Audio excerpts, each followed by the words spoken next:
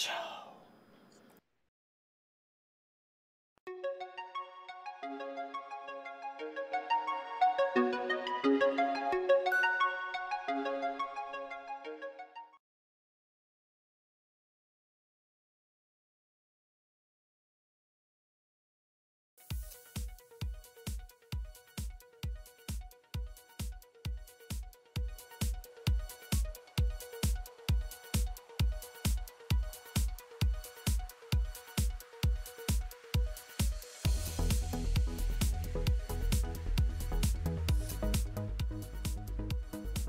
Hello everyone and welcome to State of the Realm, your weekly Final Fantasy XIV podcast. This week, we have a live letter, we have a benchmark, we have a show. I don't really need to say anything else, but you knew this show was going to be about that anyway, since that's what we were talking about. This show is going to be about last week. But anyway, without further ado, let's get right into it. I'm one of your hosts, Michael, Mr. Happy Pover. Of course, joining me is Slyh, aka Slythefox, aka Slyh, aka Greyfox, aka never stops playing Gran Turismo while he's waiting for Stormblood, and it's entertaining as hell. AKA you, my boy Blue. How you doing? I gotta get them laps in, man. I can't do it on stream, man. I'm already playing Persona 5, so like in the wee hours of the night. Like Where are you now in Persona 5? Now that we can go to 11:19. I just finished Kumura's dungeon. I don't know what. Just give me a day. 9/24. All right, all the way into September. Excellent, excellent. Yeah, I only know the very end and like the parts that I played. I was like, if they're gonna restrict us, I gotta know what it is that we're not allowed to know. You know, right? I gotta know it. And the spoilers. Yeah, exactly. I had to do it. I do that. I'll just look up the ending to every movie. I do that anyway. Anyway, right. And we are also joined by another guest, since there are some lore tidbits to be taken out of when we get to look at the benchmark details and things like that, and just to have some additional insight into the most recent things that we've learned. Ethys is also joining us today. Ethys, Asher. Hey, how's it going, Professor? Hey, it's me. The Professor is here. The Professor is here. What's up? What's up, everyone? How we doing? I'm doing good. I'm a little tired, but that's nothing. It's nothing unusual with me. I'm tired. Yeah, that's just how it is. So, let me cut the music real quick. That way we don't have to listen to that. I still like the idea of leaving music going in the background of the show, but every time I've done it, like at some point, the audio shoots up like 400% and everyone hates me for it. So we just, we have awkward silences. You got a new computer though, so it might not happen. You know, you got to put, yeah, but I'm still, you know, it's probably just Groove Music, that stupid thing Windows 10 has, instead of like the audio player. It might just be that whole, it might like a whole Groove thing. Mm-hmm. Maybe. I don't know. Maybe. But anyway, we got a show this week. Yes, we do. We sure do. We sure do. We had quite a bit of news tidbits and a few other, like there's a lot of little things that also happen that kind of aren't at the forefront of everyone's mind with all the big things. But there you go. You have the live letter, which was like 50 questions or more, actually. You have the benchmark, which we'll play and go over sometime later in the show. And then we just have a few other little things. You know, the pre-order bonuses got some more details that it's been a little bit controversial amongst people. And then there's also something we want to announce that's happening this Saturday, because I'm interested to see how it goes. So, gentlemen, what do you say we hop right into the live letter so we can just read all... Can we just skip all the questions that are repeats? Yeah. I don't know. Are there any questions left when we do that? Are there ever? So this was like true live letter fashion. It was almost entirely like just spamming questions that I guess somebody picked. I don't know who, but they had them lined up. That's for certain. I think it was better than usual. Yeah, it was better than usual. I'd say for the most part, I think they were really good questions in comparison to anything's better than PAX East Q&A. Don't even go. Yeah, or any Q&A that we've had done recently. So it reminds me of the old Q&As where it would be 50 questions basically, and you have a lot of those ones that are kind of like they fit smaller demographics of the community, but there are a ton of them, so you're hitting a bunch of smaller demographics within the community. Especially because we also knew we weren't getting job information. We knew that going into this. So, although, you know, the benchmark, there's some stuff you can construe from that. Yeah, a little bit, but nothing like, hey, these are like, we didn't get to see an explanation of the new cross roll system, or that's true. You know, and there was nothing meaty. Like, it was a lot of like visual information, but nothing definitive. And we'll definitely be going into speculation about some of those abilities from the benchmark, because there's a lot to say about that. But the first thing is they opened by showing us the Samurai and Red Mage job icons. Mm-hmm. I'm not a huge fan of either. Oh, why not? The Red Mage one makes perfect sense. The Red Mage one was clever. I like it's because not only is it the White Mage staff turned upside down with the black magic thing on the side, it looks like a rapier. Mm-hmm. Yeah, that's great. It's super clever, but I had to be like, I imagine they're just all sitting in like a room around a table, and at one point they're just looking at the White Mage symbol, and one guy just like puts his finger on it and then just tilts it and goes. Everyone's like, "Oh my god!" Give that man a raise. You know, they probably did. It's just like they probably did. And everyone's like having serious conversations about it too, and then the one guy just walks up and just takes the White Mage one and just tells him. He just walks away. Mic drop. Yeah, there you go. Now, the first part we don't want to go into crazy detail about, but I do want to get your guys' perspective on it. They literally spent the first part just talking about all the key characters, like a paragraph on each of the main characters. Yeah, which was fantastic, because everyone can now shut the fuck up about whether the lady in red is actually Ethys/Liz. What do you mean? Because even after seeing the hair, I got so many people going, "Oh well, yeah, could be someone else." Everyone just always goes to the sick part is, you know what everyone's defense is? Actually, I want to hear what you heard the defenses were at this before I tell you what I see the most. I didn't hear many particularly good defenses, because normally when people start talking about it, I'm just like, nah. The most common one, what we're talking about for after we'd seen Ada being Lise and Tate, she's still not wearing the dress. Most common one I saw is the bust size doesn't match. Oh my god. I'm dead serious. Oh my fucking god. Wait, Tom. And it didn't come from Slyh, just to be clear. Yeah, because I'm usually on the titties. But really? Dude, she's been doing that decline bench press. That's how. But is the most common one you really saw titties? Yeah. That's incredible. That was honestly, even beforehand, that was one of the biggest things. No pun intended. Outstanding. It's like everyone keeps going, no, Ada's bust size doesn't match the lady in red. And I was like, oh my god.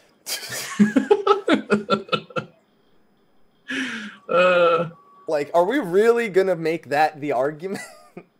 Give me the tattoos. Give me the you haven't seen her wear it yet. Don't give me the bust size argument. Like, that's what it is though.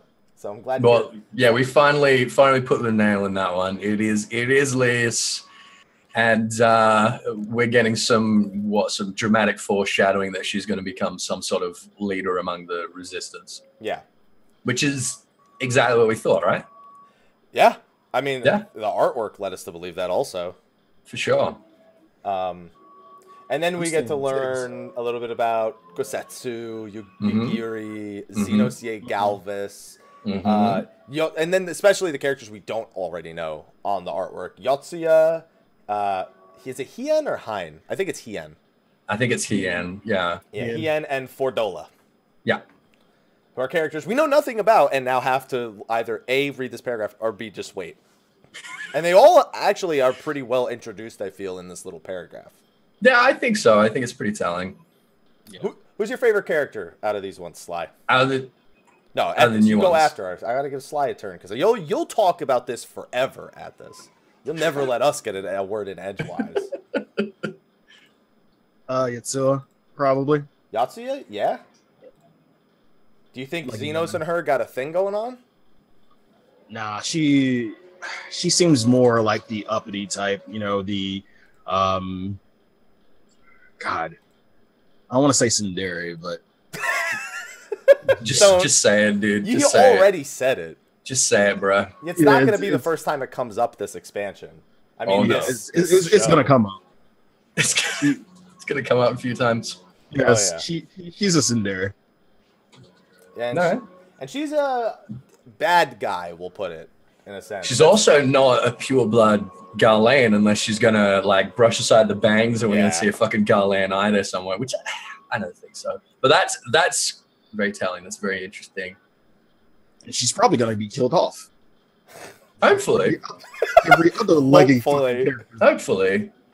Just like every other leggy character, she's probably gonna get killed off. Oh my Because god.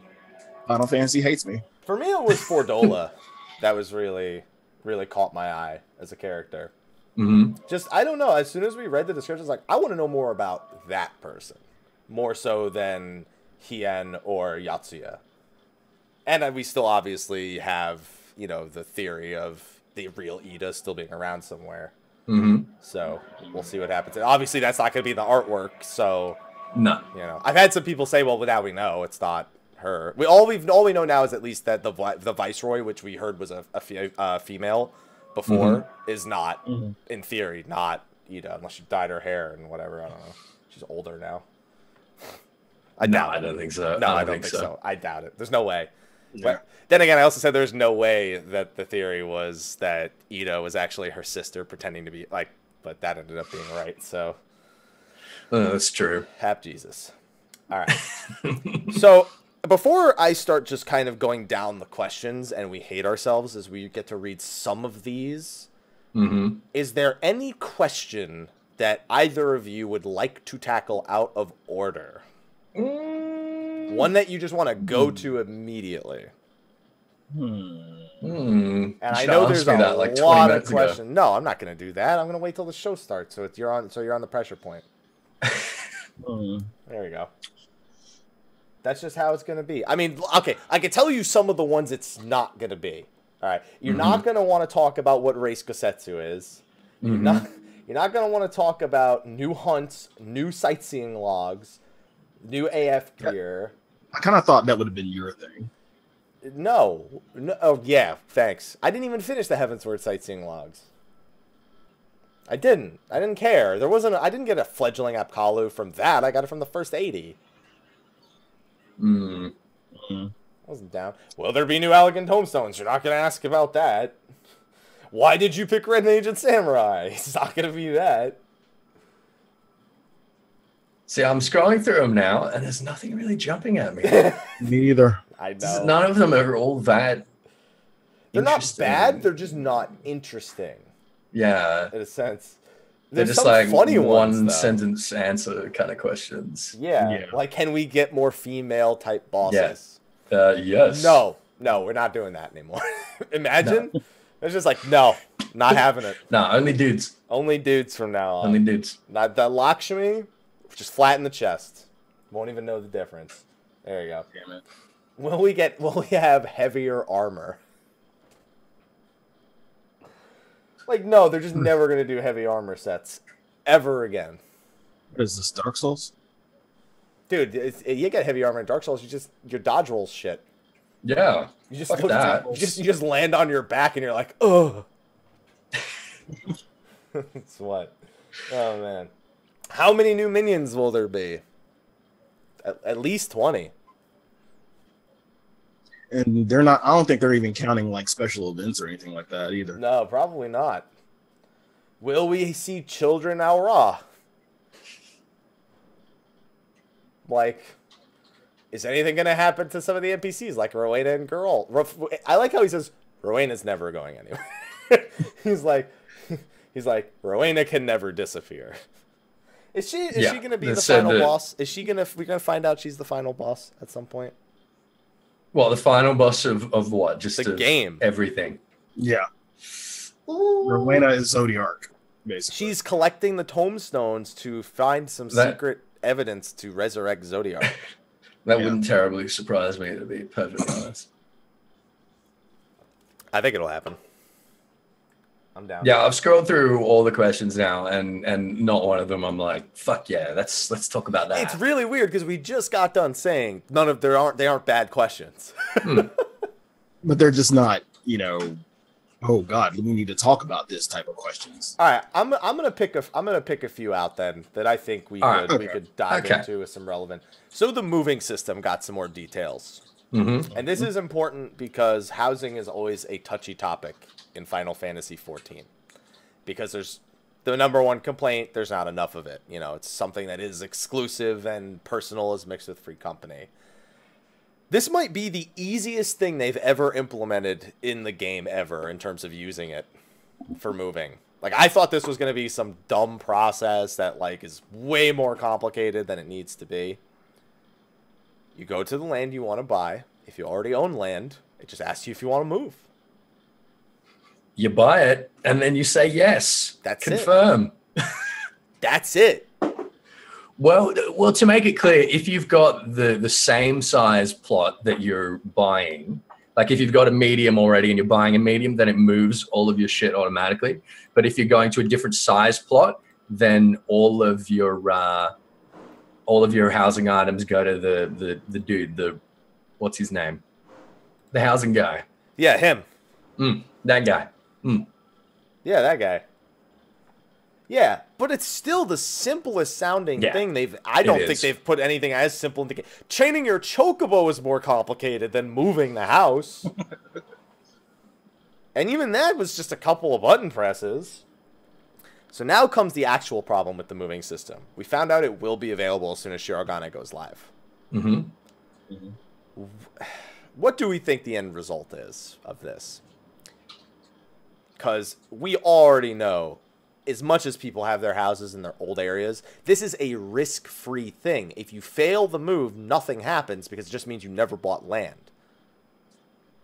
There's no reason not for not everyone to try. You know what I mean? Well, I imagine not everyone wants to. I imagine a lot of people want. Have you seen the glamour in Idleshire? A lot of people are riding the fucking cloud right now. The weeb train. Yeah. So. I mean, that cloud is excellent. That's got nothing to do with, like, Far Eastern theme. That's just a fucking awesome map. That thing does not look like it belongs in our game. It doesn't, but it's so good. It is so good. I love it. Slyh, do you think there's going to be first of all, Slyh, I think we usually still on the fence. Do you know if you want to move houses? Yes. Yes? So how do you feel about the moving options? I'm okay with it. I mean, the easier it is for me, the better. I feel like it's going to be hell on earth the first day we get in and we try to move, just like it usually is for any type of new housing or anything like it was for, well, apartments wasn't too bad, but something like this, I think this is something on a larger scale than apartments. So it's definitely going to be hell, but I wouldn't say worth the trouble because it's hardly any trouble, but still, I'm at least going to go ahead and try. So the only detail that's unknown at this point, because Slyh, you own a free company. I don't believe Ethys does. Yeah, I do. No one cares. Anyway, for the sake of this question, you are just in a free company. You don't own one. Okay. I own a free company. It got relinquished to me because my current FC leader hasn't logged on for about 6 months. So I changed my role to daddy, and now I'm the daddy. I used to see Senna in the background shaking her head. Tell them I'm the daddy. I'm free company. Shaking my head behind you the whole time. All right. The daddy of light. Daddy of light, fucking daddy of light, dude. Okay, all right. So you can both chime in on this one. I don't even know. Do you even care about housing at this? No. Exactly. I swear, so what if you the rename fuck our did you free want company Daddy of Light. No. No. I love that we can hear her too. Yeah. It's a beautiful amount of contribution. All right. So anyway, okay. I gotta stay professional here. So Slyh, the only thing they're unsure of at this point is whether or not free companies and individuals will be able to buy it when it first launches. And they haven't said which one they're leaning towards either. If free companies should get first dibs, if individuals should get first dibs, or all at the same time. Putting your free company ownership on the side, just pretend it's not a major factor. Okay. Which one of the three do you think is most effective or is best for the game? Probably FCs. Now, why? More likely. Because now a lot of individuals want to punch you in the face. Actually, though, I have a reason that I'll support you with here if once I hear your reason. I mean, with personal to me is usually the the rich fucks of the game. They can get it anytime they wanted to. With the FC, you're dealing with a few more people depending on your FC size. Now, I don't see why you just can't roll it out for pretty much everyone at the same time, personal and FC included. To me, it doesn't matter. I mean, if you have the money, go ahead and get your fucking house. But yeah, I really don't mind. Just get the fucking house if you can. It's just if you can. I mean, like I'll probably do a little bit of try to get a little bit of money just so I can go ahead and get the plot and we can all move it easily. But I don't care what they do. So the only thing that concerns me about individuals. Now, don't get me wrong. There are prepared people out there who will find a way around this. They always exist. But when you allow individuals to purchase, if you were to, let's just say they were to go with, you could make individuals go first. We're not just talking about only individuals. They go first. Free companies come later. There are people who will just buy 8 houses immediately on all their characters. That's true. Unless they set in like the slumlord rule like they did kind of. That's fine to not be allowed to sell them. That doesn't mean people won't still do it because they can. Right. Now, of course, there's people that will make alts with free companies and do the same thing if free companies go first. But I feel like the number of people willing to do that is lower than the people who will just go out and do it. But I want individuals to get... That's the thing. I want individuals to get housing. I just don't like that there's this compromise here. So do you think there's a good way to limit... Stop mixing and matching them. Make a free company area, make an individual area. So that way they don't compete with the same houses. It would be an easy fix, yeah. It's not an easy fix. Like, that's like when you say... It's not necessarily... Yeah, but I mean, like, conceptually, yeah. Yeah. Or... I agree. Or just start locking it to accounts instead of characters. That would also be a pretty good idea, actually. Because all your characters can share one house, whatever. Now, this idea presented in the chat's interesting. So the way that a lot of conventions do ticketing is through a virtual queue that randomly selects people. And once you're selected, you then are given a time frame with which to complete the thing. And it's completely bias-free. Would something like that work? Depends on the timing. I mean, some people can't make the time that they're assigned. So it's not... I don't think that's a...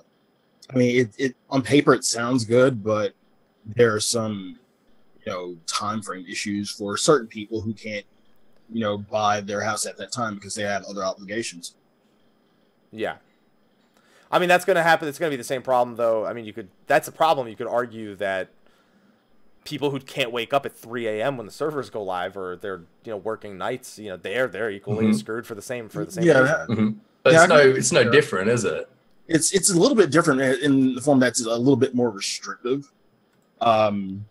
Yeah, it is a first come, first served kind of basis. But if you restrict it even more like that, I really don't see any more benefit than just really doing it first come, first served.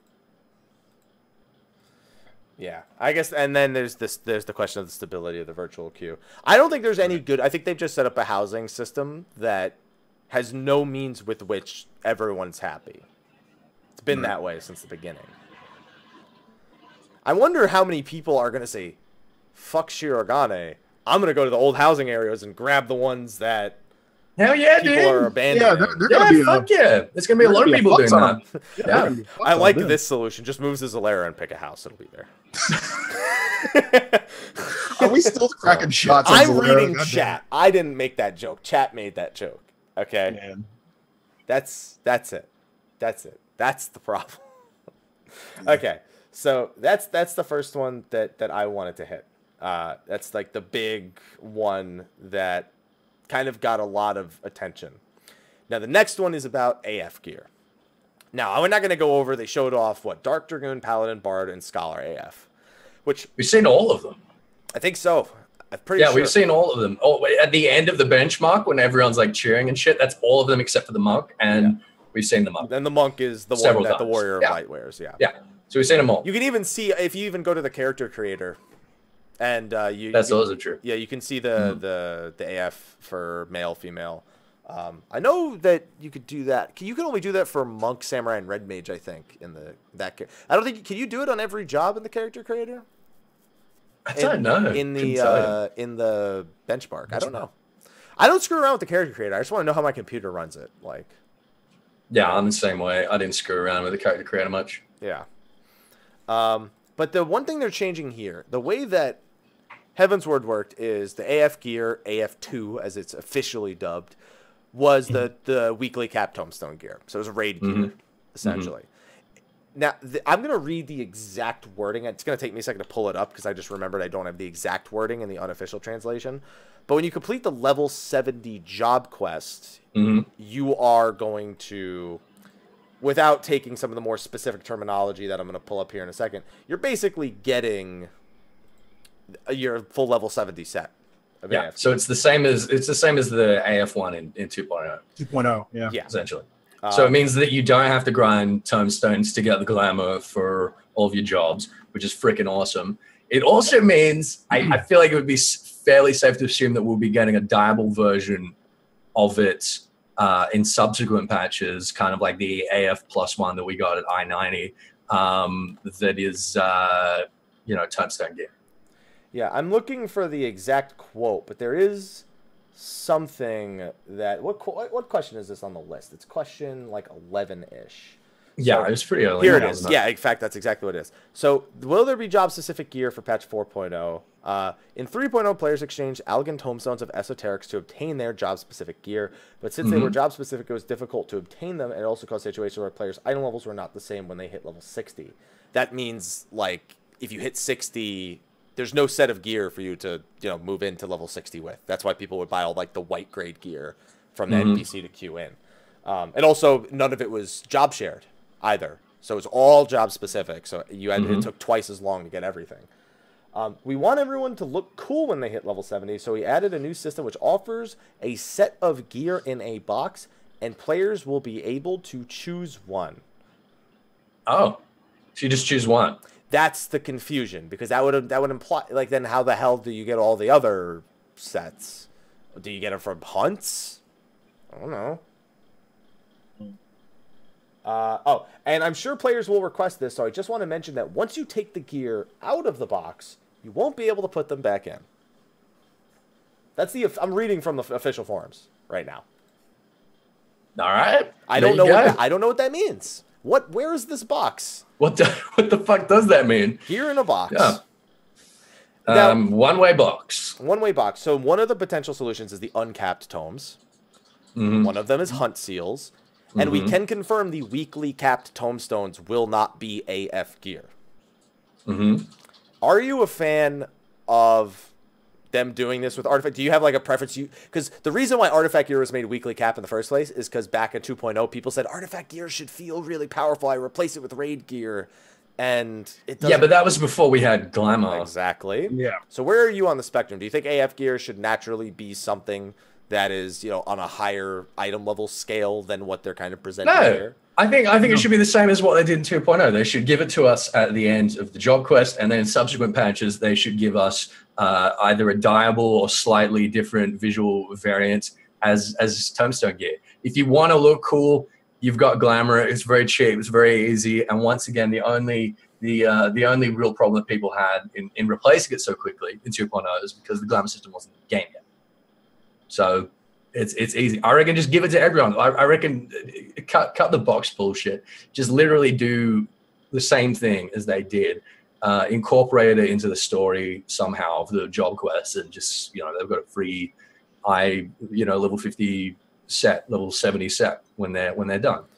Simple. I could do with them just giving us the gear at the end of the job quest. I don't care if they incorporate it into the story. But yeah, just make it the same as 2.0. Just keep it. So you don't care what the strength of it is. It's all visual. Yeah, because we're gonna replace it anyway. You know what? Very good point. Yeah. And we're gonna glamour straight back to it. Yeah. Yeah. There you go. Doesn't matter. doesn't matter. And the one thing we haven't really talked about, I don't know if you have the pictures up of the gear, Mike. Okay, it's fine. But were y'all really impressed by the AF gear? Some of them, yes. A lot of them, no. Like Scholar, Paladin, Bard is all very familiar. Like it's. I liked that. See, that's the thing. I really like that. That's 2.0 AF gear. That's the argument, though. It's like that's the whole point of AF gear. It's gear that's they keep it on theme. Yeah, they keep it on theme, and yet it is still different. And it's I don't know. I thought it was really cool. I thought Scholar AF just looked like trash.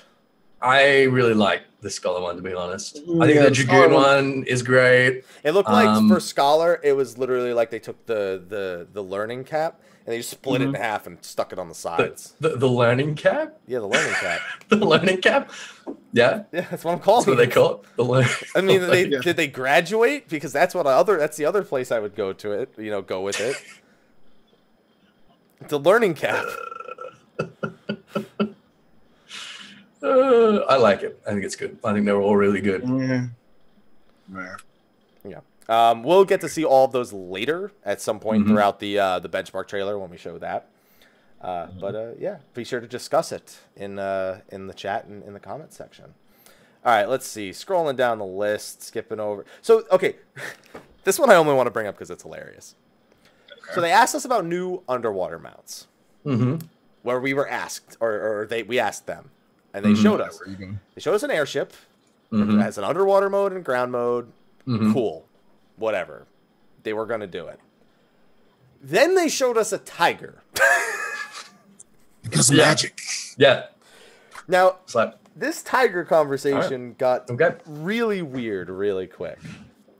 So we were specifically asking about underwater mounts, and they showed us a tiger. Right? They said because the warrior light can go underwater, the magic works on the tiger. Yes. But then they went and elaborated that the tiger will also be able to fly. Yeah. Well, I think they've made it clear that basically if it all flies, flying it mounts, swims. if it flies, it swims. If it swims, it flies. Exactly. It sort of makes me wonder about the Alps. The Alps is a ground mount. It's fucked. I know. They straight up said it's not gonna. Yeah. If it's a ground mount only, it's not swimming. Yeah, and that's well, I mean, there is a law reason for that because they cut the webbing between its. We had this fingers. discussion. Yeah, we did. Yeah, no, the Alps not gonna swim. Swam. Not gonna swim. So until they make it a flying mount, then they change the lore on it. Yeah. How do you, after hearing this now, because this is ridiculous, how do you feel about the whole if it flies, it swims thing versus, like, I don't know, it making sense? After the turtle mount and the bullshit that it does when it flies, like, I just tune out. They can do whatever they want with mounts. I don't give a shit. I know it's for me is funny. The two things: the cloud underwater and the whisper a go-go underwater. That's gonna be beautiful. that is gonna be magnificent. The glowing whisper. The phoenix. Yeah. Oh, jeez. I need a new explanation besides because it's magic. that has been the cop out for how long? And since it was announced, pretty much. Well, we know that flying, like Moogles, for instance, they don't fly because they have wings. They fly because they're experts at manipulating wind aspected ether. So things that are swimming are using water aspected ether. And I guess you could argue that we just take like our water crystal of light and just, shove it up its bunghole or something. Yeah, I'm glad. I like how that conversation started intelligently and ended unintelligently. It ended. I think it ended intelligently. Okay. Okay. So I just had a horrifying thought. Okay. You're in the middle of the water. It's nighttime. You turn a corner, and somebody's whisper go-go is just glowing underwater, staring at you. It's the whisper a go-go that glows, right? It's whisper go and whisper a go-go or something. I think so. Yeah. The one with the reddish kind of outline on it. Yeah. All right. That's a frightening frightening thought. There's gonna be pictures about that on Reddit, so I'm looking forward to the ridiculousness. Oh yeah, and by the way, Sleipnir's gonna swim. Yeah. They promised us he was gonna fly before 3.0. Now they're promising us he's gonna swim. See how that turns out. I'll believe it when I see it. Let's see, what else do we have? New in-game events, whatever. They asked about the benchmark. Like I said, we're gonna come back to the benchmark. The benchmark was actually at the 50% point, pretty much. But we're gonna skip through that. Let's see. Now, Sly, do you have a PS4 Pro? Yes, I do. They're gonna do a Pro patch. Do you feel so? First of all, do you feel like you need a Pro patch when you're playing on the PS4? Not really. What would you rather play in, performance mode or graphic mode? Probably performance. I hope it's good. Yeah, I do too. Oh, this is a big one. I don't know how we didn't think this was an important point of discussion. The inventory expansion. Oh yeah, how it's not as big as we thought it would be. It's pretty big. Well, it's pretty big. It's pretty fucking big, dude. And it's going to be twice as big once the servers are stable. Yeah. I don't know. I got when I was watching it, when I was watching the live translation on Happy's channel, I got kind of an overwhelming feeling from chat that it was a little bit underwhelming. I think people were expecting a little bit more from it, and I can't lie, I was too. I'll take it. Anything better than then they said, if and when the servers are stable and they're feeling good about it, they're literally going to double it. They're going to double the extra that they're putting in, right? And that's big. And I like the major thing. First off, it's not because of PS3 limitations. Lies. That is bullshit, and you know it. No, we've been over this. It's NA server limitation. No. Yeah, that's today's one. Yeah, that's today's excuse. Don't even say that bullshit because that's lies too. Because I still don't believe that bullshit. But even still, yeah, I loved how they threw that in first. That it's not because of PS3 limitations, even though that's the first place they go to whenever people think about stuff like inventory. Like, well, this is because we got rid of PS3. Here we go. So. Here we go. There we go. Hey. I love that. Okay, so just for the viewers who may not have known, so when the expansion launches, we get the first upgrade. It will be 10 armory spaces per slot. That means I'm gonna list them all out. 10 more weapon slots in the armory chest, 10 more head slots, 10 more body slots, 10 more gloves, 10 more legs, boots, earrings, rings, wrists, neck, and offhand. I would list Jobstone, but we're only getting 2 more of those because why would we need more? Really matter. Yeah. So we're secretly getting 10 jobs. Yeah. Don't say that. Don't say that. That's gonna. Someone's gonna soundbite you there. Oh, jeez. Unless we're getting 10 jobs. I didn't say we were. I said unless we are. And belt. I missed belt. So in terms of... So the only thing I'm a little disappointed with is rings. Because I think rings should be 20, to be fair. Yeah, I'm sick and fucking tired of rings needing 2 of them, but only getting the same number of slots. Yeah, but the new jobs are sharing rings with old jobs anyway. So. I don't care. I still need 2.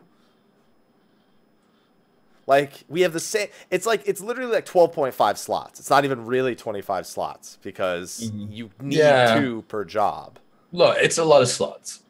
I mean, don't get me wrong. And keep in mind, if... They weren't 100% certain about this.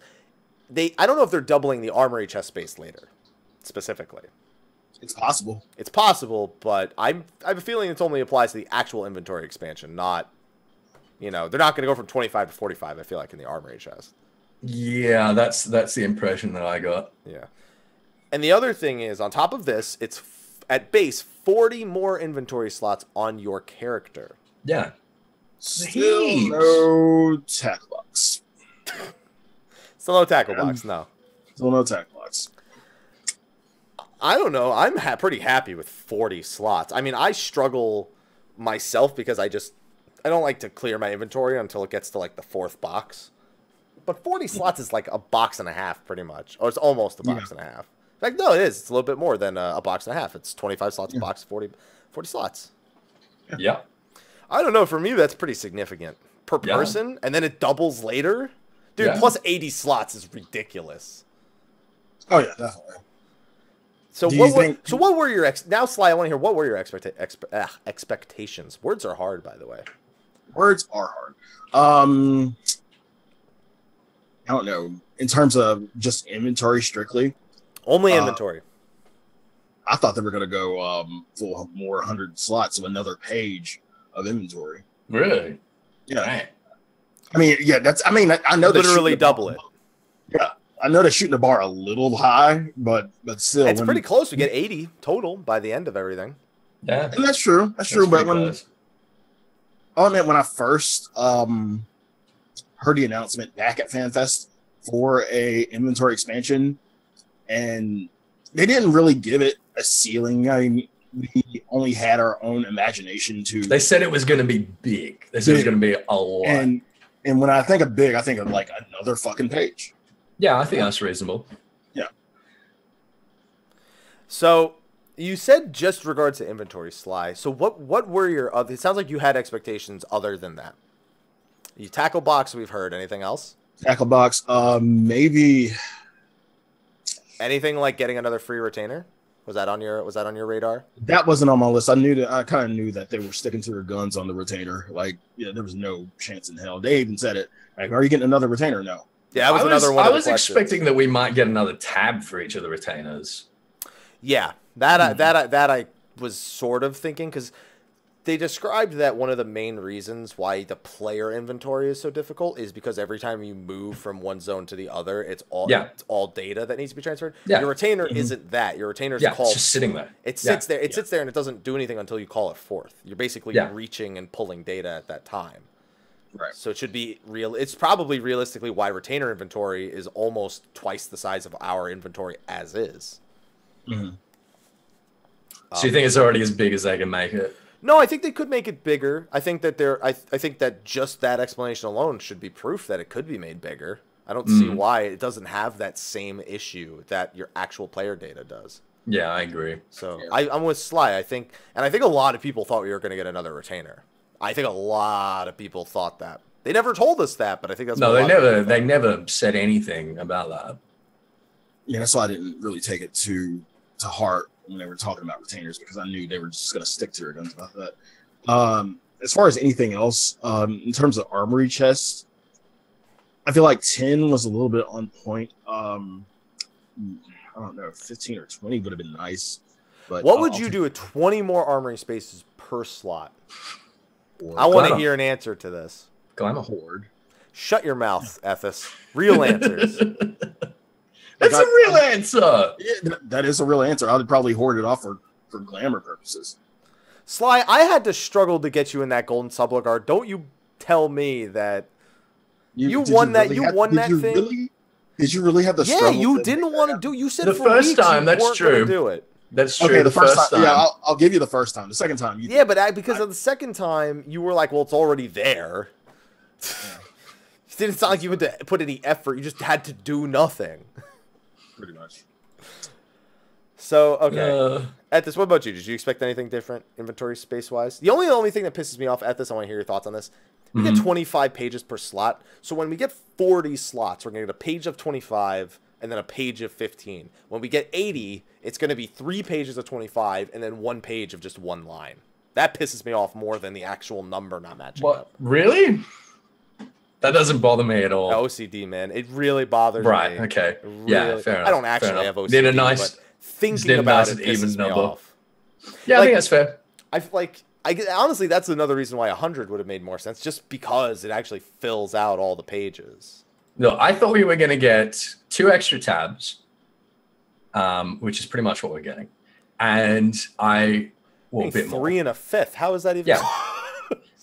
And I thought that we were going to get another page for each of our retainers. So I think we're doing pretty well. We're doing pretty well? Yeah, I think we're doing pretty well. Now, the one thing we didn't mention, I mean, this is just, I don't know, minuscule, maybe for me, but we are, Hap, you can explain a little bit more about this 100 macros. 100 more macros. Yeah, this was. Yeah.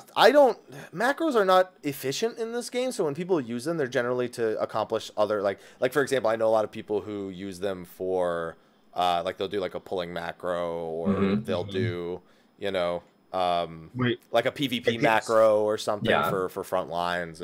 Yeah. And then some people use them for role playing or for like the plays, for example, we were talking about last week, A Stage Reborn. This actually would have been a great thing for them to have 100, like for us to discuss with them, but the show happened before we knew this. For them, 100 more macro slots is fantastic because it means there's no limitations on the amount of, well, there is a limitation, but the limitation is so high at this point for the show that that's good for them. So there's a lot of things to do with it, but I'm wondering where the priority was there. Like where I'm curious where the data for that demand came from. Like I'd like to see that, because not that I don't think it's needed. I'm actually just curious where they. I think it came mostly from crafters. Crafting could be Crafter, one. I think it was a combination of crafting, RP, a small percentage of RP, but RP, like in a very small percentage of battle. So majority crafting, then RP, and then battle. Yeah, I mean, there's definitely, I think, but I mean, keep in mind that means that even if I can't imagine using 200 of them on a single character. Like obviously, I know that 100 is shared across all your characters. I can't even imagine using 200. You know what I will say though? I think of Ash, and crafting macros, and then he has 3 characters that are all Omnicrafters. He doesn't have to make those, like someone who wants to do that doesn't have to make those macros 3 times now. So they would just move them over there. It's just quality of life for the people who can use it, I guess. I was just curious, like where the data came from that put that demand forth, more so out of curiosity than saying it wasn't needed. Okay, so let's see, what else do we have here? Speaking of retainers, they said that the reason why we're not getting any more retainers, more than 8 total, is because they said most people don't even use more than 2. It's because you have to pay for it. Yeah, I have a legacy. I have a legacy sub though. So shit. Like if they were free, then people would fucking use them, wouldn't they? People don't want to have to pay for retainers on top of fucking subs. But I still know people who do. Yeah, I only do. I do, but I don't like it. Right. I think it's dumb. I do, but I don't like it. Right.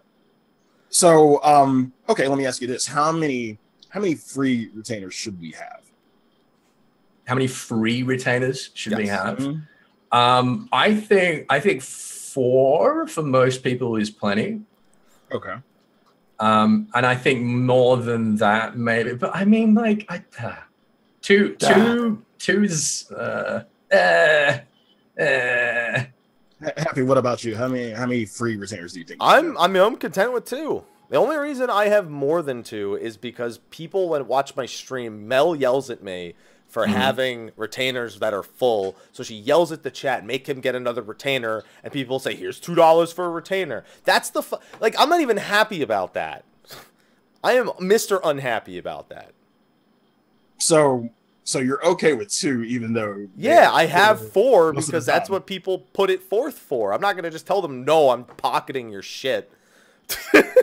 They put it forth with a fucking goal in mind. Now, I know they say that 2 is fine for now. Most people have 2. But do you think they actually take the data on the utilization of retainers and how much shit we actually have and take that into consideration? Because if they really took that into consideration, knowing my hoarding ass, they probably would give us 2 more free retainers. I think they're just assuming that if you don't buy more retainers, it's because you don't want more retainers. And I think that's pretty flawed logic. I mean, yeah, I agree. but Ethys, when they put Dark Knight and Astro into the game, there weren't more tanks and healers, so it's okay to put 2 DPS in the game now. You know, whenever you say but Ethys, I just like switch off like immediately. I'm like, here we fucking go. I'm not even saying anything to you or about you. I'm only bringing about the fact that you said it's flawed logic, and I just gave you more flawed logic on top of it. Yeah, all right. Well, I'm just saying that, like, obviously they're looking at the data and they're saying, well, not a bunch of people have bought more retainers, so why would we give them more retainers? Because people don't think it's reasonable that they should have to pay for extra retainers. The chat. Yeah, and I agree that like for a standard of 4 would probably be best for most people. I mean, anything after 4 is probably shit you're doing, like crafting, like a fuck ton of crafting, and you actually do need to get another retainer. But 4, like standard, in maybe a good percentage of the community wouldn't even use up to 4. They would probably use maybe Really? 3. I reckon everyone that had 4 would be like, sweet, and they'd fill them up. And let's see, that's the thing about that is it's the reason why they're full in part, and I can say this for myself, is just fucking hoarding. I was just hoarding a bunch of crap, and I did a bunch of spring cleaning like a month or so back, and hell, it's only maybe 1 that's truly full. Like if I consolidated everything from 2 retainers and put everything into 1 retainer, it'd only be 1 that's full, and I only need 1. So I mean, it's a need-based system. Like, and if we don't stress the need, if people who really need it don't stress the need, then they're not even going to bother, giving us, free retainers or anything like that. But you could say that about the inventory at the moment, couldn't you? Like, most people won't have a full inventory if they're not hoarding shit. But we all know that the majority of us, in terms of our inventory, are fucking hoarders anyway. Because the majority of us hoard shit. But that's what I'm saying, is that, like, if we had more retainers, we'd fill them, because we're all a bunch of fucking hoarders, because that's what MMORPGs are about. Okay, I want to put forth a question that I saw the chat put forth earlier. Do you think that the idea of providing retainers after the second ones, that maybe there's just 1, you don't get to use them to their full capacity, just like 1 page, or retainers that can only retainers that can only sell items, not store items, or vice versa? Do you think any of those ideas would kind of be acceptable instead of what we have now? With people wanting to sell more, if they're like crafters or gatherers or whatever that want to sell more stuff, it's normally because they have more stuff, right? Right. So having someone that can sell this stuff without having the extra space would be kind of, I don't know. I don't see many people being like, yeah, no, I'd prefer that. I don't know about you, but the number one reason why I like having 4 retainers, even though I totally am okay with 2, is because I could sell 80 items at once. Okay. Yeah. And technically, if you just sell 20 items for 999 million, there you go. It's 20 more slots. They never sell. They just take them off the board when you need them. You just can't store items that can't be sold. Yeah, and I think that'd be counterintuitive to just have a retainer who only sells and can't hold the shit that you want to sell. So, yeah, I agree with that side. What about the armoire? What about it? You can only store certain shit, so it's not like you can store everything in your armoire. So it's a kind of specialty. Do you think it could do with an expansion of what qualifies to store? Of course. I've been saying that since you both were really passionate, but Slyh was way more passionate about that. I've been saying that since day one. I have an armoire in my FC room, and I hardly use it because it's only for special shit. And I'm like, what the fuck do I have this armoire for if I can only store, and I've only got like maybe 10 things in it right now? Probably less than that. And you don't even think about it. Like, you put stuff in there and like you never think about it again because you never use the damn armoire. You never use it. It's most of that stuff you put in your armoire maybe would be glamour on a good day, but most of the stuff you're not even going to use. If you had an armoire, not just a small one, but like a large armoire that can, hold anything, regardless of if it's a special item or not, and regardless of spirit bond or anything like that, it would be a whole lot more useful. Mm-hmm. All right, so we've got a few more points to hit home. This one I actually kind of just want to hit quickly. I don't want to spend too much time on it. So they're adding a mechanic to Fates, where when something specific happens, you get EXP bonuses. Something I'd imagine that's frequent to Fates, not something that's like infrequent. So this kind of hints at the whole kind of new achievement system, sort of, that we've kind of been asking for in like in-game rating and stuff like that. I'm down for it. I mean, if it's only gonna make in-game stuff or anything better just by doing something random or like doing it a certain type of way, I'm all for it. We've been asking for this. But come on, this is just not going to be something that's literally like leave quests. Oh, this target appeared. You think you're just going to ignore it? You don't go for the target in the leave quest? You go for the target, but it's literally like it's not engaging in any way. I'm not going to be like, man, goblin spawn, huh? Wow.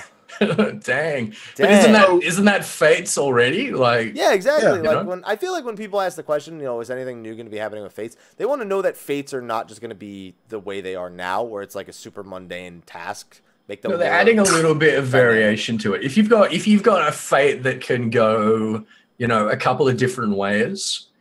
See, it doesn't sound like that's what happens, though. It just sounds like a friggin' monster that's the same monster is going to spawn every Fate.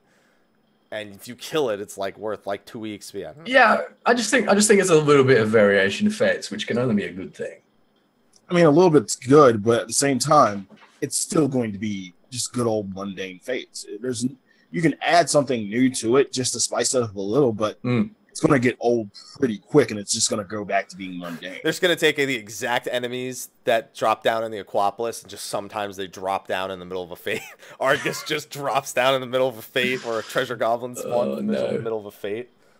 That's it. I mean, listen, if Argus drops down, it's going to be hilarious because I remember the eyes have you in Cornus. Yeah, everyone just nopes the fuck out of that. I've seen what happens to players when a 360 AoE happens with no marker. I've done Aurum Vale enough to know what happens when these things happen. Oh, man. Okay. Some other quick tidbits real quick before we move on. Savage mode. All the Savage mode Tombstone stuff's going to work exactly the same as Heaven's Word, where it's 2 weeks for normal mode, then another 2 weeks for Savage, and the weekly Tombstones are when Savage comes. So literally just look at Heaven's Word, and you can get, the same time frame, sort of. And then patch note reading for 4.0. Yoshi P fucking hates you guys for wanting it because he wants to play the game and he's going to be in North America reading patch notes instead. That's what I got out of it. Yeah, he did seem a little bit salty, didn't he? Yeah, he was a little salty throughout most of it, especially at the end here. So today is May 2nd when we're recording this live. Yesterday is Naoki Yoshida's birthday, May 1st. They celebrated it on the live letter by pulling out a cake. And then they go, no cutlery. No cutlery, because they had no intention of actually giving him a piece of the cake because it was for an ad. Wow, it's your birthday. We have this cake. What do you know? You could buy this cake. But then they went back to the wine that they brought up a while back, and they revealed the price for one of the bottles of wine was 108,000 yen.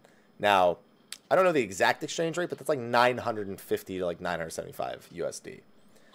And he was like, I'm going to open this. And they're just like, you can't open it. And he's like, it's my birthday. Yes, I can. It's my birthday. I'm opening it. And then he spent 20 minutes unsuccessfully opening it. He's just like, it's because it's old.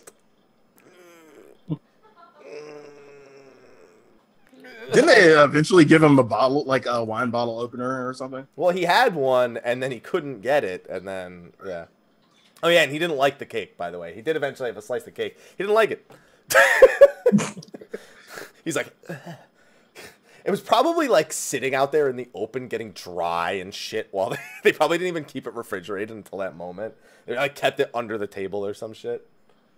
And then that was pretty much it for the live letter. There's a total of 50 questions. We really only went through a handful of them because most of them are either one sentence answers they're pretty banal, or things that have been in interviews that we've covered in recent episodes. So if you want to check out the whole thing, it's available. You can find it in a lot of places. You just look up live letter 35 translation. You find it, the official one on the main forums.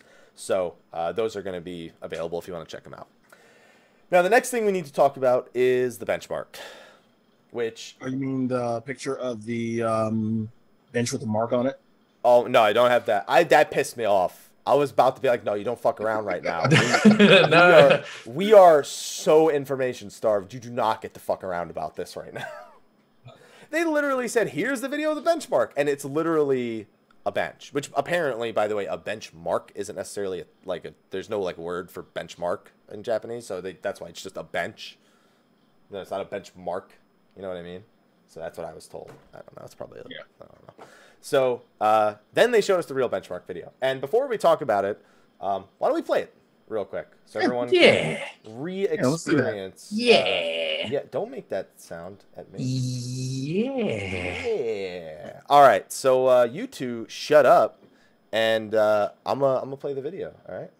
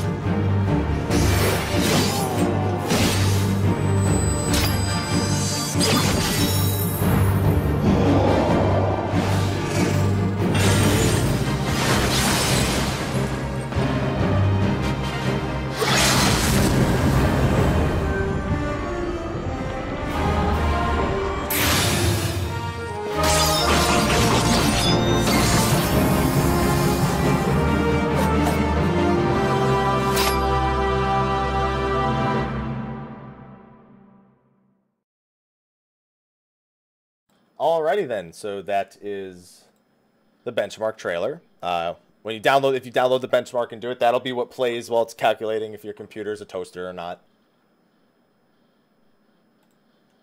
You guys are just chilling. That's it. Yeah, nothing to add. Toaster. Where do you want to start? Where do you want to start? Oh, we were supposed to laugh at your toaster comment. I'm sorry. Yeah, you missed. There you go. There you go. Oh, Mike. Oh, I think he's speaking to me because mine is primarily a toaster. No, yours has gotten better. Have you run the benchmark on that computer, Sly? Fuck, Can no. you do it, please? No, I will not. You told me to do this last time when Heaven's Ward came out, so you would see how much of a toaster like my PC was. It's got to be better now. I know it's better now. It's better. Yeah, I'll run it just for you. Okay, don't do it now because it's gonna break your stream, and we need you at least here for the next like 10 minutes or so. Right. All right. So the one thing I wanted to start off with, lore-wise, the way that it started off, with the whole battle. Yeah, Ethys. Yeah, you know where I'm going. That's exactly how I pictured us beginning the expansion. You think that we're beginning it by like charging through Belsar's wall, and that's going to be like the first thing that happens? That's the first thing I think is going to happen. That'd be pretty fucking metal, dude. Yeah, I've been saying that we would go in amidst conflict, or amidst us retaking, not retaking Belsar's wall, but pushing through conflict, and that's what I thought. And when I saw this, I immediately smiled because it gave me hope that maybe this is true. Do you think it's still a possibility? I think when we first went to Northern Thanalan in 2.0, I was kind of hoping for this sort of thing. I wanted it to feel like a battlefield, and it just didn't. Whereas what they're showing here, it looks like a freaking battlefield. And that's awesome. But I also remember that in the previews for Heaven's Ward, they were making like the open world sort of mob fights and stuff also look a lot more exciting than they actually turned out to be. So I'm not going to hold my breath, but it would be... Yeah, it would be excellent. The thing that caught my eye, first of all, is when we start getting those close shots of Baylander, of Daddylander. There's the Shrine of Ralga behind him, and it's got a whole bunch of writing on it. And I was trying for a very, very long time to translate it, and I got like little scraps here and there. But Moose, naturally, fucking nailed it as usual. Do you guys want to know what was on that? What was on the shrine behind him? Yes, Sir Ethys. What was on the shrine? Don't sound too excited, dude. Holy shit. It says, a storm of blood approaches fast, hell's open heavens weep, for no one soul doth lie beyond the measure of his reach. Which is presumably where it gets the name Ralga's Reach. There you go. And Stormblood. Yeah, roll credits. Yeah, roll credits. It's very exciting. So I thought that was awesome. There were so many parts of this trailer where I was like, oh my God, give me the Lord. Give me the Lord, give it to me. The Ananta are fighting with us in Girabanya against the I like to point Empire. out that both the Ananta and the Kochi are fighting with us. Yeah, the Kojin destroy the big Magitech wall thing. They're the ones riding on the manta rays. Yeah. Yeah, so it looks like we are going to be, uniting the beast tribes, presumably uniting the Al-Ra tribes. It's we're going like full, as I was saying, we're going like full world war. It's going to be fucking awesome. That's why I want all the other beast tribes in on it. That's why I want the ultimate allied beast tribe quest. It's got to happen. They got to do it. Eventually. They got to do it. It's a lot of people on screen at once. It's a lot of personalities. That's all right. No PS3 anymore. That's just raindrops. No NA data centers anymore. Oh, yeah. Well, not none anymore, but no bad ones. No excuses. No excuses at all. Raindrops.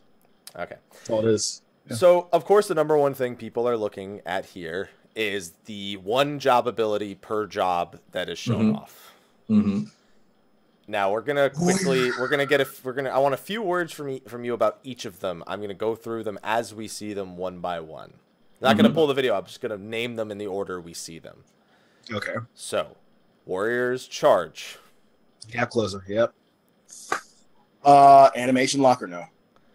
I mean, I'd imagine shoulder tackle level animation lock. Plunge has animation lock. It's almost exactly the same animation as shoulder tackle. Yeah. Yeah. So I imagine that. I Leaves have an Paladin additional behind. question. I was just gonna say, does Paladin? I think Paladin. The only unique thing about Paladin now is that they don't have a gap closet. I know. I think Paladin's gonna get one. I think that's gonna be one of the other ones. Nah. I'm feeling it. Nah. I think all 3 tanks are Yeah, gonna have gap I think closers. Nah. Yeah, I think they're gonna get. I'm feeling it. Well, what are they going to do? What's their gap closer going to be? Shield. Dash Shield forward. charge. Yeah, shield charge. Yeah. Oh, yeah. Oh, yeah. That would make sense, wouldn't it? We're gonna get into Paladin later. Nah, no gap closer for Paladin. So summoners next. After going Dreadworm Trance, they summon butterfly wings and do a mega flare looking animation almost. So are those butterfly wings in any relation to Ravana? Are they in relation to Bahamut? No. Is this mega flare?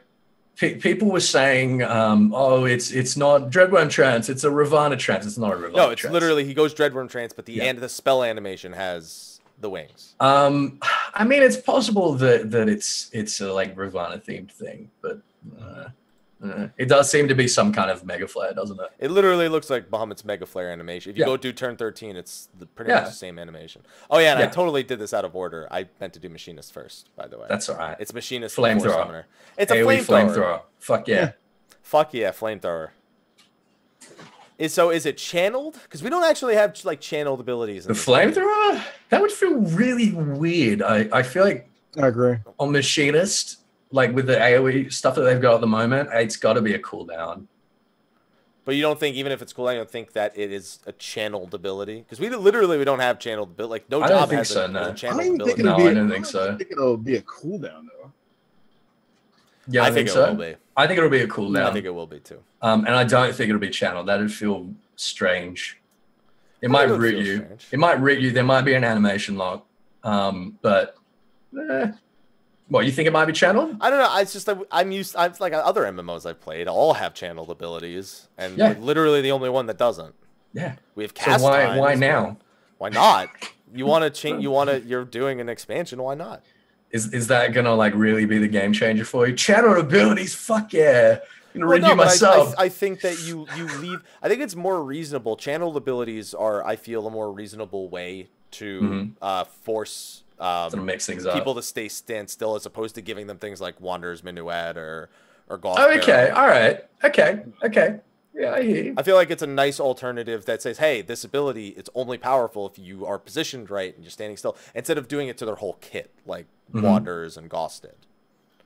Okay. Yeah, I hear you. So I feel like it'd be nice if that. I still think Wanderers and Goss are staying. I don't think they're gone anywhere. Just to be Oh, clear they're staying here. for sure. But They're staying for sure. I'm just saying it's a different gameplay mechanic instead of the way how they're so similar. Okay. Okay, what's next? So after Summoner was Monk, I believe? No, because I know you have Astro, and I have the fucking video. What am I doing? Oh, yeah, Astro. Well, Yeah, was it March. Astro next though, or was there? I feel like there was something else before Astro. No, I'm pretty sure it was Astro. All right. Was it Astro before Red Mage? Well, yeah, it goes Astro, Red Mage, Monk. I know Yeah. at that point. What? What? Is that right? Astro? Yeah, I'm pretty sure it's Ninja's right. not till way later. Okay, so No, Astro, Ninja's not too well. So Astro draws the Lord and the Lady, and he uses the Lord. So these are they're as we know, the 6 cards they use at the moment, they're drawn from the deck of 60, which Yeah. is the sort of standard like playing card deck. And the face cards are the equivalent of our King, Queen, and Jack. Is Lady is the highest, then Lord, then Knave. So we're getting. I was glad to see. I'm glad we could immediately pull something lore-wise out of the visual of that skill. By the way, which was awesome, which was really, really cool. The interesting thing though is that I'm not sure. I do not believe, I might be wrong about this, but I do not believe that the Lord and the Lady actually have corresponding star signs like the other 6 do. So people have been speculating that they might actually be cards that like affect other cards. You know what I mean? So they might be the things that will equivalent of like affect like your royal next roading and effect. Yeah, exactly. Well, yeah. if I recall, it looked like they sacrificed the card to then pull either the Lord or the Lady. That's what I kind of pulled out of it. They instead of sacrificing the card for a royal roader to play it, they were able to sacrifice it to call forth the Lord or the Lady, and then it looked like it was random which one they got. So, yes, it did look that way. So you say it's akin to playing cards. Yeah. When I always think of Astro, I always think of tarot, and I thought that maybe this would be a. Well, they're based on the tarot cards, but the 6 that they use as their divining deck are part of a larger deck of 60 playing cards. Yeah. So I would say that it would be like the 6 that we already have are maybe the minor, then the Lord and the Lady would maybe. It's gonna be minor and major. That's possible. That's possible as well. Yeah, that would make sense. I'm down with that. And then it looked like the Lord caused some sort of effect on the enemy because we only see the Lord's effect. The assumption is that the Lady would either be a different effect on the enemy or it would be a buff. Is currently where the speculation is sitting for that one. I was glad that they built on Astro's lore more in their abilities, although I'm still concerned about the balance of the job overall, because if it is random, that's even more RNG on top of what you had before. Although at this point, let's be honest, everyone just pulls the balance and fucks off on every other card, so maybe that's when you use the Lord and the Lady. I don't know. Yeah, I think for that reason, it seems more likely to me that it is going to be something more like Royal Road, where it's going to be like another bit of RNG where it's like 50% rather than a 1 in 6, right? Right. You use the ability and you either get the Lord or the Lady. Yeah. But I guess we'll see, won't we? Yeah. I mean, it's all speculation at this point. We'll find out in literally 3 weeks. Not even, like 2 weeks and like 5 days, something like that. Let's see, what else? Then, so after the Astro is the Red Mage. Honestly, we don't have to say anything. These are the same abilities they tease every time, Red Mage. The only thing I can say is there's very few cast times present here in Red Mage. It looks like the very first skill is Arrow, which is instant. The immediate skill that follows was instant. The dash in was instant. The dash back was instant, and then they instantly casted another bit. That just might be how it looks when it's all played together, so you're chain spelling, as they called it, which is an homage, of course, to, the Red Mages of old, both 11 and 5. But that's all I ever gleaned. It's almost the exact same rotation they keep showing every time. All I gleaned was that it looks like awesome fun. It looks like so much fun. Plus they get a swag emote. Yeah, that's true. Yeah, they're just like pop the collar. Yeah. I was like, who let Mary into this trailer? Fucking shit-eating grin. And don't talk that about your twin. Someone's got to tell him. There you go. Okay. Then you have the monk who does Fist of Earth and then then 3 other. So the very last ability is Tornado Kick. The very first ability is Fist of Earth. And then the second ability is kind of up in the air. And then they go Super Saiyan. And then they do Tornado Kick. Yeah, well, he does Tornado Kick. So I feel like the ability that he's using is somehow like artificially building his Grease Lightning stacks instantly. Okay, so first of all, I'd really like to put out there that don't take anything to benchmark literally for the way you see them use it. I like to point out Sheltron was used to block and attack. Nidhogg doesn't even have in the game. Yeah. Back in the Heavensward one. Yeah, that's true. Please keep that in mind. That being said, I will say that after he went Super Saiyan, he didn't even have Grease Lightning animation around him. That's true, actually. That's true. So are you saying that you used up all his stacks? I'm saying that it may just be an ability to give people the one thing they kept asking for with Monk. I want to use Tornado Kick more. So it just automatically procs Tornado Kick without it makes Tornado Kick not sacrifice. I wanted a new fist. I want them to not do what they do now and get laughed at, even though they do big dick DPS.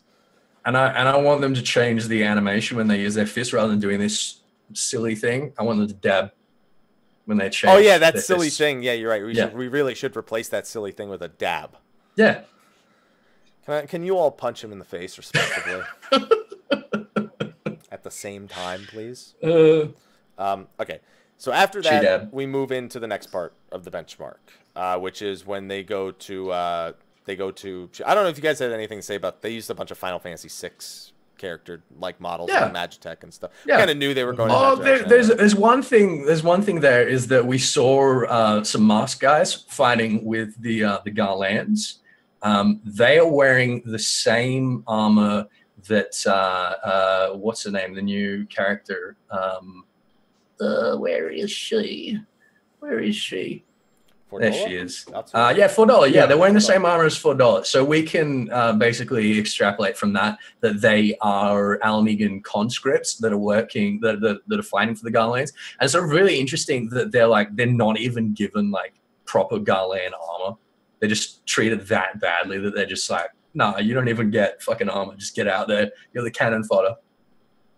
So that's telling. Well, that's unfortunate. And that's the main reason why I want to follow Fordola's story, is because they're the people who get, like, literally they're fucked in every way. Yeah, she's going to be a really, really interesting character. So the next scene after that is we go to Kugane. Mm-hmm. I mean, it's Kugane. It's Kugane. It's way more populated in the benchmark than it will be in game, because we're all going to be in the end game zone. So, you know, whatever. And everyone's going to be doing Naruto jumps off the roofs in reality. No one's going to walk through with their friends and be like, wow, look at this crowd. Everyone's just going to be doing Naruto hops across the You're roofs. right. Like the roofs are going to be more crowded than the streets. That's going to be fucking funny. You have that one guy, you have that new player who walks in, and it just looks like you walked into the wrong neighborhood. Like everyone's and everyone else is playing the fucking floor is lava.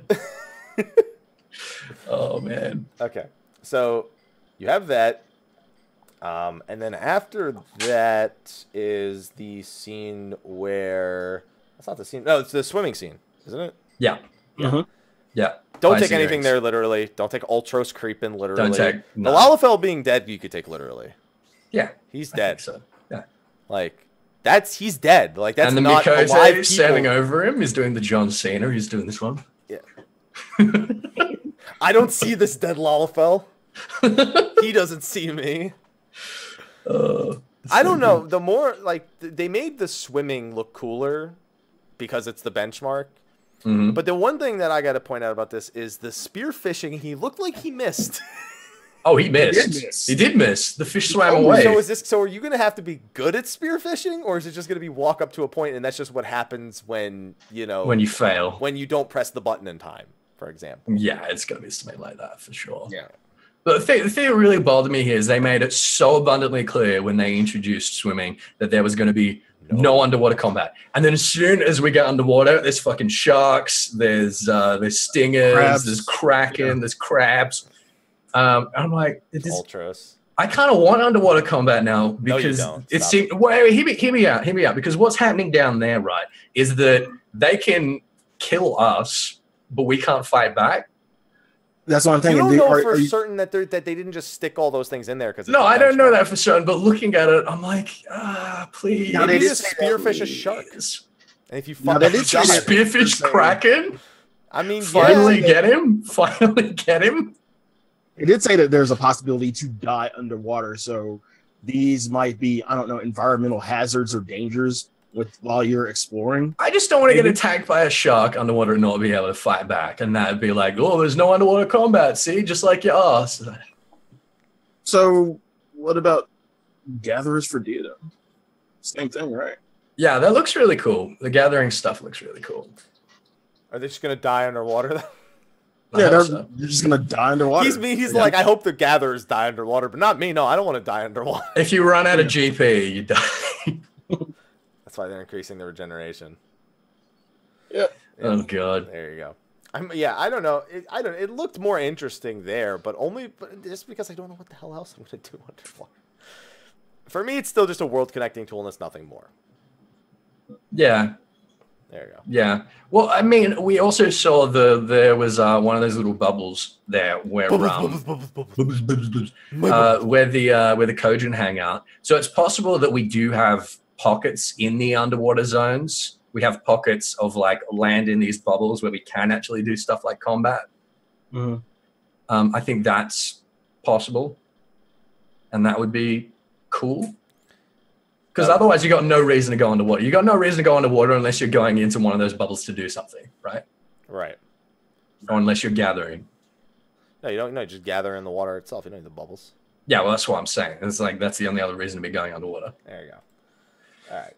So after we swim away on Sildra, we then have the scene where we're instead flying through.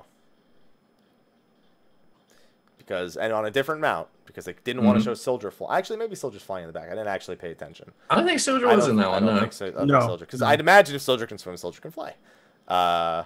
There you go. And we see what looks to be probably one of our Odin fates. You know, the red Fenrir we've been waiting for all these months. Kind of like a Kurvagina type fate. Yeah, probably. I mean, is it that or is it a hunt mark? It's red Fenrir. It's a fate. Well, I mean, it's red Fenrir, but is it a fate or a hunt mark? Could be a hunt mark. It's a fate. It's alive for too long. It's not a hunt. And people flew past it. Yeah, that's true. People fly past fates. They don't fly past hunts. But then again, this is a benchmark, so. Yeah, but I mean, come on. I think it's probably going to be a fate. Yeah, but I mean, come on. That's the best I got for it. Yeah, but I mean, sweet rebuttal, dude. Yeah.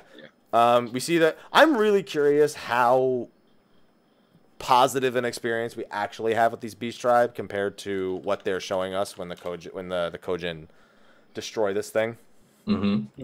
Because they're looking mighty friendly. So far, we've yet to see us having a negative encounter with them. So we know that they got Beast Tribe. They helped us break into the very same place where, you know, they're, you know, I don't know.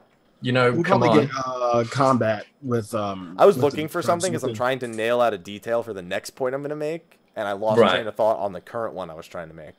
Yeah, we'll probably get combat with the Beast Tribes within the individual Beast Tribe quest. So we'll probably end up fighting some Kojin in the midst of the quest. Yeah, I think it's going to be the same as everything else. It's going to be good Kojin. It's going to be bad Kojin. Right. Yeah, it's just that they've never so kind of explicitly shown us interacting with the good ones so frequently. Well, you got the Mughals. They don't. You got the dragons. They don't fucking count. No, the dragons. I'd say we predominantly had bad interactions with them. Yeah, but we had lots of good interactions with the dragons. And the Mughals so do count, dude. The sylphs. We had a lot of good interactions with the sylphs. Yeah, I guess. I don't know. It's not that strange. Yeah. The Sahagins too. I'm just not so much in the main scenario quest, but yeah. I just keep. I'm trying to rewatch something over and over again to try and see if there's a point I can make here. Because the next scene is against Susano, Yojimbo, and Diagoro. First of all, I'd like to point out, no, Yojimbo and Diagoro are not part of the Susano fight. They're just there because they put them there. They did the same thing with the original benchmark. They put the dragon from Brayflox, Galvanth the Destroyer, and some other boss all in the same room. Are you sure? Do you think he's they're not going to be part of the same fight? Right. I'm pretty sure that at the very least, if they were, they're not going to all stand there at the entrance waiting for you. So I mean, it's interesting. Like what would he conceivably be doing? Honestly, he's going to be a fucking 4-man dungeon boss. I have no doubt in my mind about that. It could be both. No. Yeah. I mean, because I was looking at that, right? And we know the Kojin, they're treasure hoarders, they're traders. That's their MO. That's what they do. It would be quite possible that Susano's like, hey, you want some shinies? Help me kill the Warrior of Light. So the main thing that I'm trying to watch this trailer for, by the way, is the one thing I could not escape is that they point out that it's a 9-man party.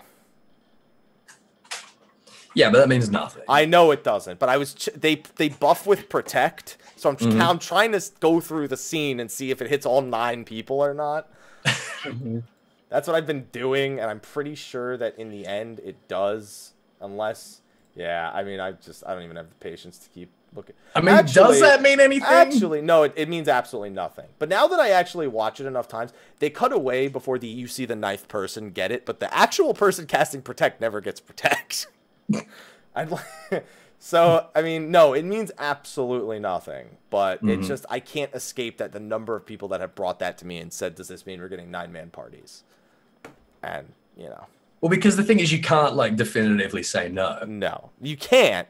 But if you watch you can. You can, but you can't. You know they're not going to do it. That's the thing. You know they're not going to do it, but you can't be like, well, no, because then they're like, ooh, because you got nothing other than the fact that it would be fucking stupid and they're not going to do it. Thank you for that point. So the only thing I could think to do to shut it down would be to watch to see if Protect hits all 9 people. And unfortunately, they cut away at the time the 8th person's getting it. And then I don't know. What if the caster was the last person to get the Protect? Because that's the problem. The one person who doesn't get it is the person who has to be in the party to cast it on the entire party. So yeah, there you go. It's benchmark shenanigans. That's it. Yeah, exactly. They also send the samurai in to tank the boss. Just give it up. That was clearly an homage to the samurai tank. Like, I don't think that was an homage. I think that was a great big fuck you. Like, I mean, in some ways, an homage is a fuck you, right? Yeah, I suppose. Yeah. So, so they show the Dark Knight pull Diagoro, and then we get the second display of the 1 ability per job. So the Black Mage one is next, and Aloha. And is this Void Magic, or is this just Demi?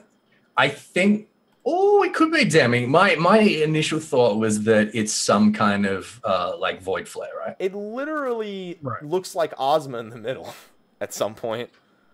Yeah, but it's got, like, the color scheme of Umbral Magics, and the animation of Flare. It could be Demi, but, like, how the fuck would Demi work? I don't fucking know. That's the thing. Is like how could you possibly put Demi? Exactly. I don't think it's Thunder. I played with the idea that it was Thunder. It's some kind of Void Magic. It's too dank. Right. It's too dank for Thunder. I mean, don't get me wrong. The lines through it, I wouldn't put it past it being like, you know those globes you can buy where you can put your hands on them, and then the electricity kind of pulses out. Yeah. It does remind me of those. And it is time for Burst to come back, as far as I'm concerned. And AoE Thunder Dot wouldn't be out of it's whatever it is. I'm positive it's AoE. Like, it's too big to be one target. Yeah. That's true. My money is on some kind of Void Fire. Okay.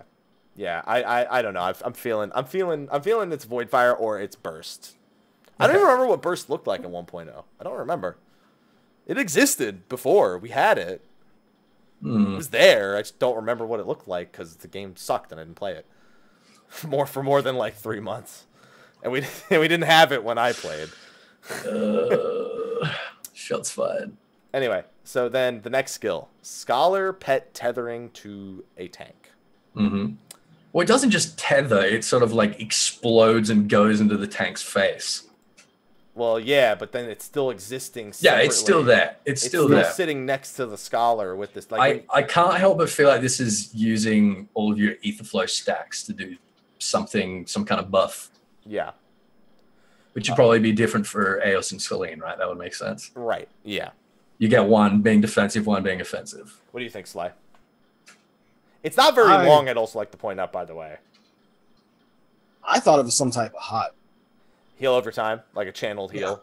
Yeah. No, I'm not. By the way, I'm not implying it will actually be a channeled skill like I was talking about earlier. I just mean like it is an animation that which has a flowing. Some people thought that it's like you have dissipation to kill your pet. Why not let this take a hit for your tank? That'd be fucked up. That's a lot of MP for that. You gotta set. That'd be pretty cool. Yeah, Swift cast ready and everything. That'd be all right. I actually have no real good guess. I had a few people suggest to me, which I think would be another interesting one, is that it's just like a focus pet, like heal the shit out of this target for the next 10 seconds. Yeah. Because pressing the button to do that's hard. Yeah. It is. You try to DPS. Fucking Scholar, man. There you go. Then the Bard does a bunch of arrows, and they all... That looked like Mega Flare as well. Yeah, it kind of does, to be honest. Yeah. I was like, damn, what's going on there? There you go. So whatever that is, fucking big dick arrows. Yeah. I don't know. I don't have a good guess. It hit the target. They all converged on one point. Now, for me, the next 3 display are the funniest. Because they're probably... 2 of the 3 are the ones people were really looking at to see what they were going to get. And they walked away completely with no expectation of the future. Really? The White Mage one is next on the list. And the White Mage one, most people say looks like an instant cast AoE Tetra. Which is definitely not what white mages are thinking they need right about now. See, I was thinking the white mage was casting something on the paladin that allowed the paladin to do the mini holy. See, the thing is, if you look at the other two targets, the dragoon and the ninja, they are all enveloped in the effect. They get it as well. Yeah. Okay, but could it be just because they don't take any damage or aren't being targeted that they don't proc the mini holy thing? Because I was thinking that it looks like there's no way Paladin's gonna rely on white mage to cast this holy skill. Yeah, you're probably right. There's no way. Now, so people play with an idea here, with a few ideas of what this is. A buff to, that puts them, somewhere on par with, Astro, some sort of utility buff, like one of the Astro's cards. I have a theory that I don't think is correct, but I want to put it out there anyway. Right. HP stock. Okay, go on. HP stock is basically an overheal. Yeah, so it's increasing your base HP. Well, it doesn't. No, so it doesn't actually increase it.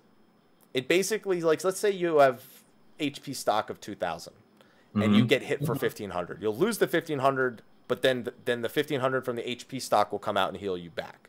So it's like overhealing that kicks in when you lose health. Well, then it's no different from a shield, really. Yeah. A shield just outright prevents the damage. I know, but it's effectively the same thing as a shield then, right? It's the difference being a shield to prevent the damage will prevent you from dying. HP stock doesn't. If you it won't prevent you from dying. If you hit 0, you're dead before the HP stock kicks in. Okay, so it's somewhere between like a reactionary heal and a predictive heal. Yeah, I don't think that's what it is, to be fair. I think it's more along the lines of some just straight up buff, because that's what white mage doesn't have right now, and I swear to God, if they just give him an AoE Tetra, I'm going to be upset. And then for Paladin, they show them slowly casting a holy. Yeah. Yeah. I mean, what do you want? What do you fucking want? Something better. Because, okay, so, yes, Paladin people said they wanted AoE. Yeah. I don't think they wanted it with a cast time. Well, it might be uninterruptible. It might be uninterruptible. They still don't want it with a cast time. That's true. And that's not what people are, like, begging for Paladin to get, either. It doesn't hit, like... It hits one of the points. If it's even... It better... If that's not AoE, I swear to God, I will punch someone in the face. It's got to be, right? It has to be. Yeah. That's... It wasn't the best ability choice to show off, is what all I'm saying. I mean, they showed off Sheltron as much as they didn't show it off correctly. It was more exciting than watching a Paladin go. I don't know. I thought it was pretty cool. It works so well with Clemency. I don't like it. I want to see everything else that they do. It doesn't seem as, going back and watching it over and over again, it doesn't seem as slow as you're making it out to be. Yeah, it's a pretty quick cast. Yeah. It shouldn't. Stop giving them that. No, it's like 2 seconds. It's like 2 whole fucking seconds. That's not a long cast. When you're a tank, it's a long cast. You're doing nothing else in those 2 seconds. No other tank has to worry about this. So you're thinking useless ability is what you're saying. And also, every cast has a recast. Yeah. Well, I just don't think it was the ability they should have chosen to show with the way that people are requesting information about. Well, I feel like other than that, it's going to be like he's going to pop a defensive cooldown. We're going to be like, oh shit, another defensive cooldown. Yay. Except that they could, like, when Dark Knight popped the defensive cooldown, it was badass. That was different. No, yeah, well, of course it's different. You know why it's different? Because it's good. Because it's targeted. Yeah, it's fucking awesome. Because it's good. Okay, so after the Paladin one, I think is... Dragoon. Yeah, Dragoon. Yeah, it's Dragoon. So this one seems pretty straightforward, but I don't know how necessary it is. Well, it's going to be like a single target Gishkogel. No, well, look like a mini Dragon Song dive. Yeah, it looks like Nidhogg's. It's like a mind dive. Yeah. Yeah. And the most important thing is that your Blood of the Dragon literally completely leaves you when you use it. Yeah, exactly. Well, we don't know that because he could have had 10 seconds or less. Look, what I think is that it's gonna effectively do the same thing as Gishgogel, where it's gonna take 10 seconds off each other the dragon. But rather than being a line AoE, it's gonna be a higher potency. But then why do you have that? Why do you have it? What does this bring to Dragoon that Dragoon even remotely needs to consider? I think Dragoon's pretty good the way that it is. I think it would be like you don't use Gishgogel much anymore until you're in like AoE situations, and I'd be okay with that. Or maybe it takes off, I don't know, 15 seconds. I don't fucking know. But it seemed like it was definitely something like that. I feel like this is the ability that you get when you have Blood of the Dragon and you've been maintaining it and you have it available again. This is when you burn all of your Blood of the Dragon. And right, so it's like Tornado Kick. Yeah, and it does damage based on the duration remaining. That's what I was about to say. So yeah, it would be a high potency single target that's based on how much Blood of the Dragon that you have left. I'm down for it. That would be really cool. Yeah. I mean, don't get me wrong. I don't think Dragoon needs much, like you said, other than to get rid of the chaff that we've discussed with the reworking of the class skills and whatnot. Yeah, of course. I don't know. It literally just took the Gishgogel animation, just turned it upside down, and just sent it downward. That's it. That's all it did. Oh man. And then we have, this is the final new animation second to last new animation that's shown. Ninjas are officially more summoner than summoners. Giant Ninja Frog. I feel like you called that, Sly. Now. I feel like you made this joke before, and you said they're gonna go full Naruto at some point. And... Well, I mean, they're already kind of there. Yeah. I'd like to point out there's no ninjutsu involved in this toad being summoned. None that is visible when it's summoned, at the very least. And then it just does a bunch of oil and fire, and shit explodes. Yeah. And now the Naruto memes just get worse. Yeah. Well, I mean, to be fair, Naruto's taken it from Japanese folklore. I know. So. But that doesn't mean that like Sasuke's blades for the ninja weren't a reference to Naruto, but people still but they were. They made that connection, yeah. Yeah. But you know what this means, right? You're not only getting a frog, you're getting a 9-tailed fox too. Swear to God, Sly, I will punch you in the face. Hey, I called Naruto bullshit earlier, and this shit happened, so it's not inconceivable. Make it inconceivable. Give your idea of vasectomy and make it inconceivable, please. I hit some people at home. So in the original folklore tale, I believe there's one ninja that can turn into a toad. There's one that can turn into a slug, and there's one that can turn into a snake. Yeah. So could it be that we're getting another system where you've got each of those three somehow on the same cooldown that just have different effects? Probably. Maybe. Yeah. Okay. I wouldn't be surprised. Maybe it's based on the last ninjutsu you used. Who the hell knows? Okay, all right. Yeah, there's a thought. Yeah. Either way, I know a lot of people have been mad about this, like precisely because like the Naruto memes. But come on, it's fucking ninja, dude. I know. I know it's not from Naruto. I just know that everybody else says it's Naruto. Like, if I go to my YouTube comment section right now, every comment is not going to be about actual ninjas or actual history. It's going to say Naruto. We see, I made a Naruto joke in a video about it, and everyone was like, "Oh, you should know that it's not." I was like, "Of course I fucking know that it's not from Naruto. I'm memeing. Give me a break." I'm memeing. People are really mad about it. I don't get it. It's like, so what? Yeah, like Naruto's the only ninja anime out It's there. not. That's my point. I just don't nobody ever says Nabari no. So there are some people that aren't memeing when they say it. That's the problem. Yeah, well, I think they are memeing. They just don't know it. Which is even more fun to watch, in my opinion. If you say so. All right. We see the samurai use two abilities we've already seen before. And then we get... Now this... So I'd like to point out, so the warrior got the charge skill, which I think paladin will also get. Paladin got this almost holy. That is clearly an answer to them not having any AoE DPS. So they're getting that instead of a charge.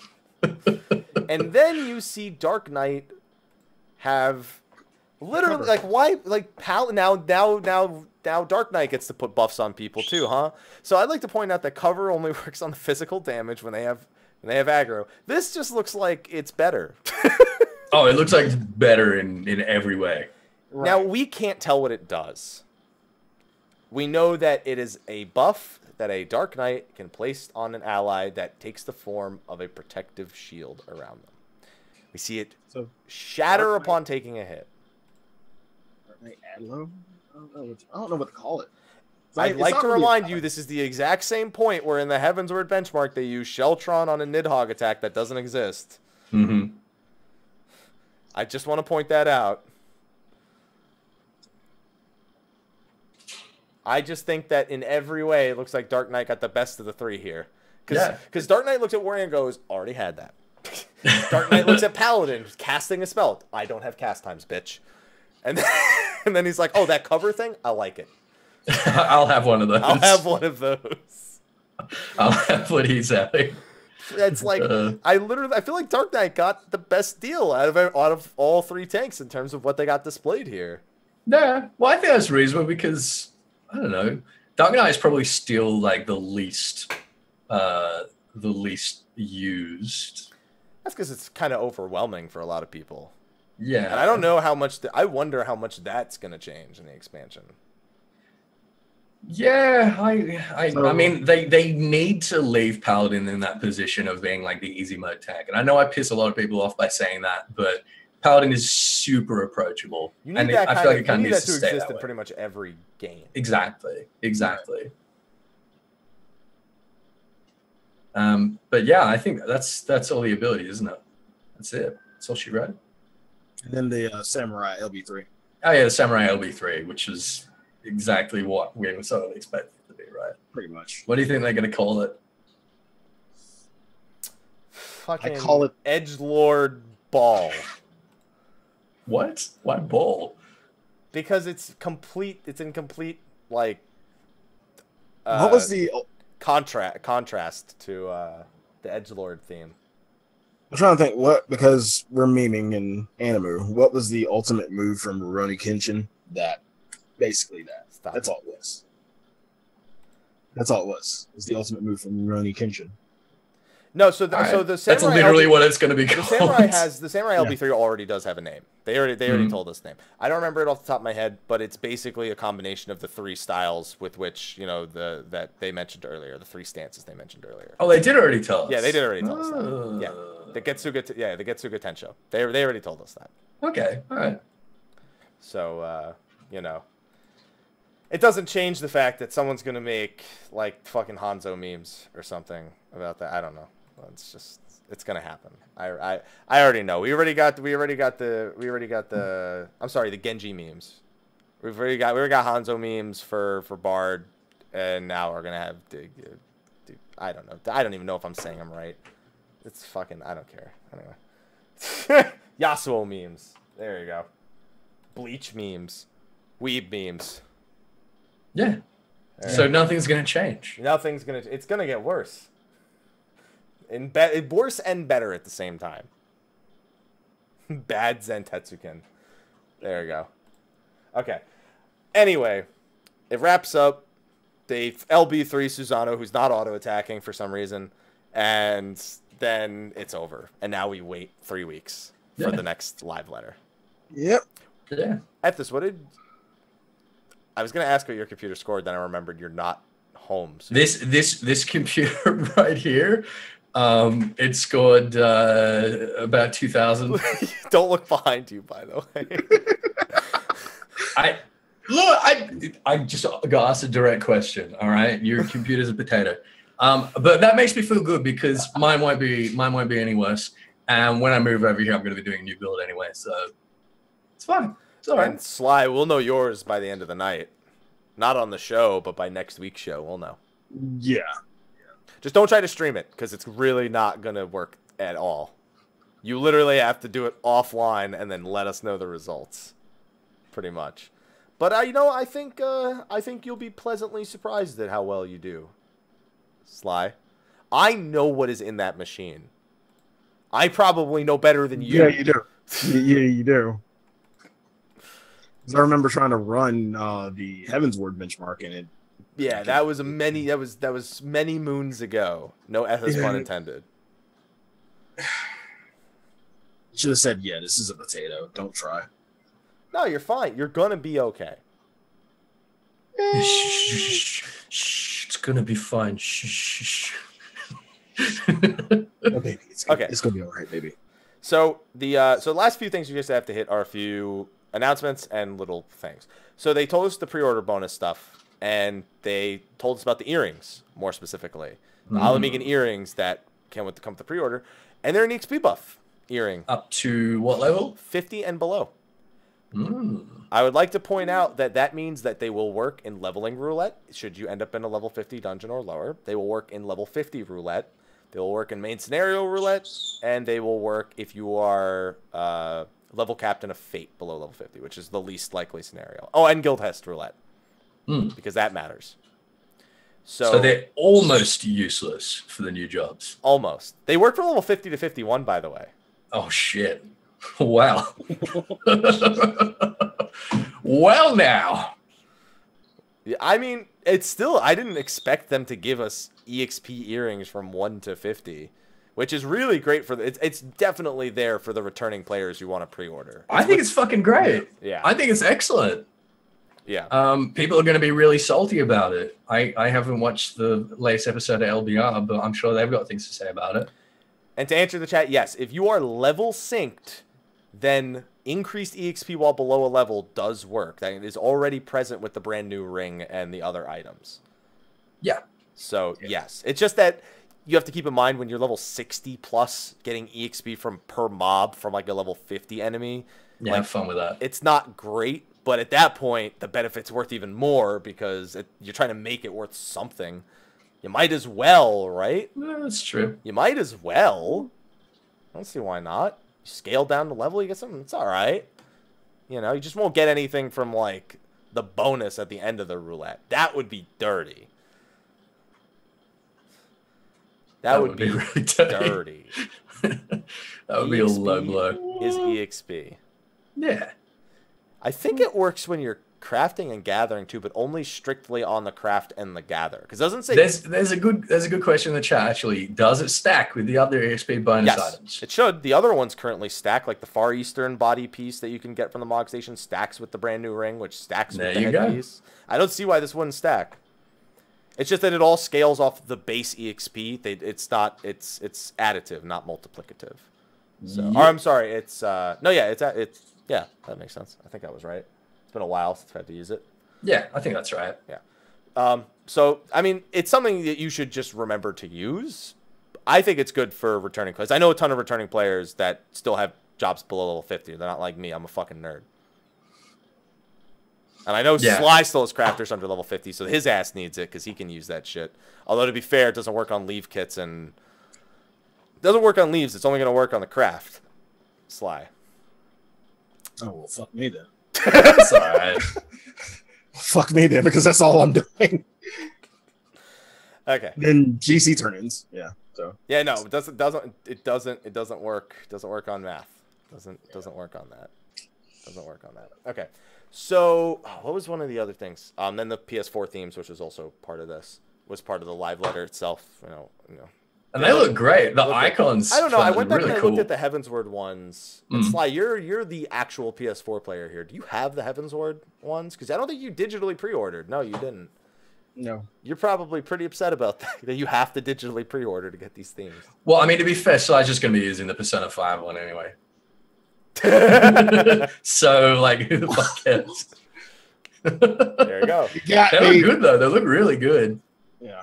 Yeah, yeah, I think the one they showed off was Lise, and it actually, like, it wasn't just a still background. Lise was actually moving, a little Lise minion type character, and she was actually moving. So yeah, those are dynamic themes. They actually move. Yep. Yeah.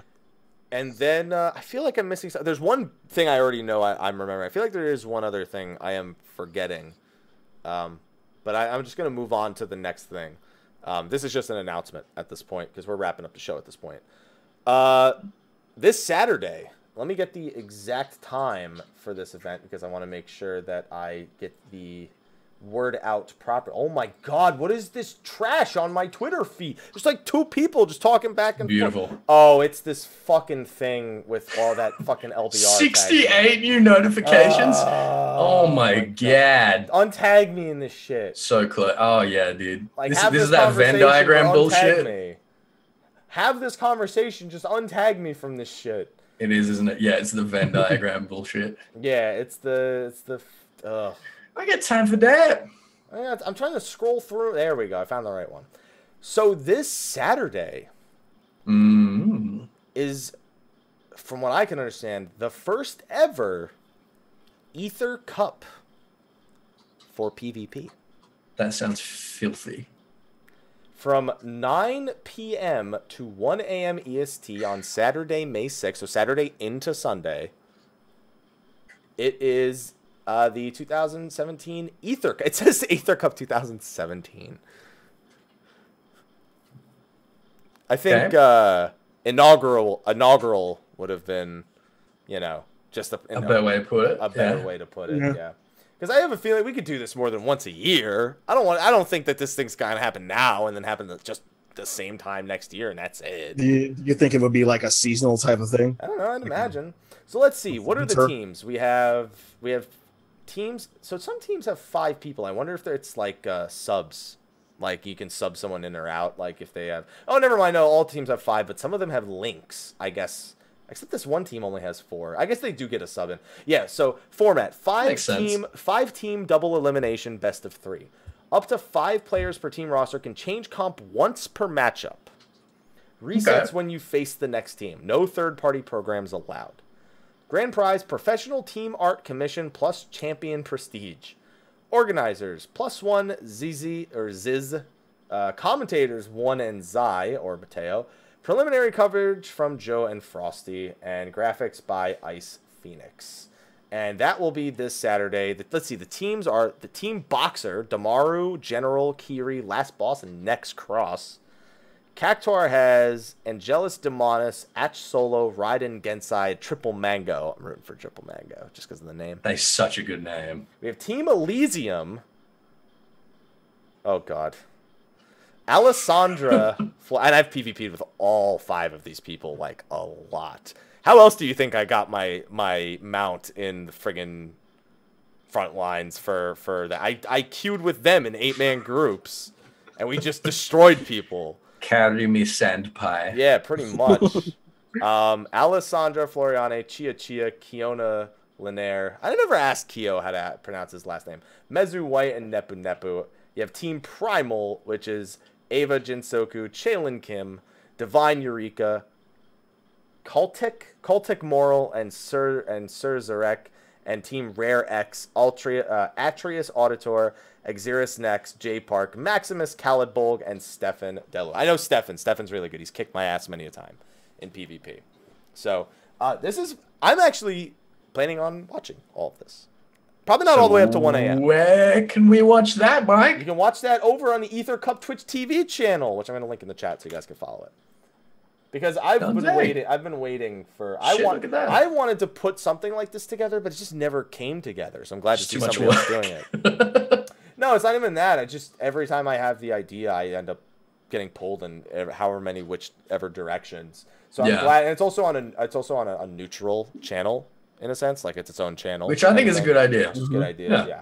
So I don't know. It's the fact that it's 9 p.m. to 1 a.m. Eastern means it's only up to 10 p.m. my time. So might be feasible to watch the whole thing, and I want to. So I'm hoping you guys decide to tune in because this is something we don't really have. We've never had really, like, we've had tournaments, but they've never been like, I don't know. The way they were put together just wasn't great. Even the official one, like FanFest, it's not. So you think this is a little bit more organized? Yeah. I'm hoping. It seems like like they care about it, and they put all this effort into it. So Yeah. I'm hoping for a good show, and I want people to follow it and check it out, especially because they said PvP is going to get insanely overhauled to even make it remotely competitive in the expansion. And so this has to be good. Like if this has to show off what it can do now, and then it needs to evolve when the expansion comes out, pretty much. It kind of has that esports-esque tinge to it. So. It wants to be. Yeah. It wants to be, and I want to see this tournament do well, ultimately. So I'll include it in the YouTube section, and then in the chat, I linked it before. Be sure to share it amongst your friends and have them tune in and watch it, because hopefully it'll be damn good. But that was the last announcement we have for this show. Expected it to run about this amount of time, so hopefully that wasn't too inconvenient for you two gentlemen. Nope, you good? You Gucci? All right, well, now I'm going to let you gentlemen go after we do a few, well, I guess you can hang out for post-show if you want. So, Ethys, why don't you tell them where they can find you at? Oh, well, you can find me at youtube.com/EthysAsh, where I do law videos. I'm actually putting the final touches on a script for a series of videos on the history and lore of Alamigo. Would you like to tell people why you haven't had YouTube videos? Because you mentioned it in a post show about a month ago. Why I've been quiet on YouTube? Yeah.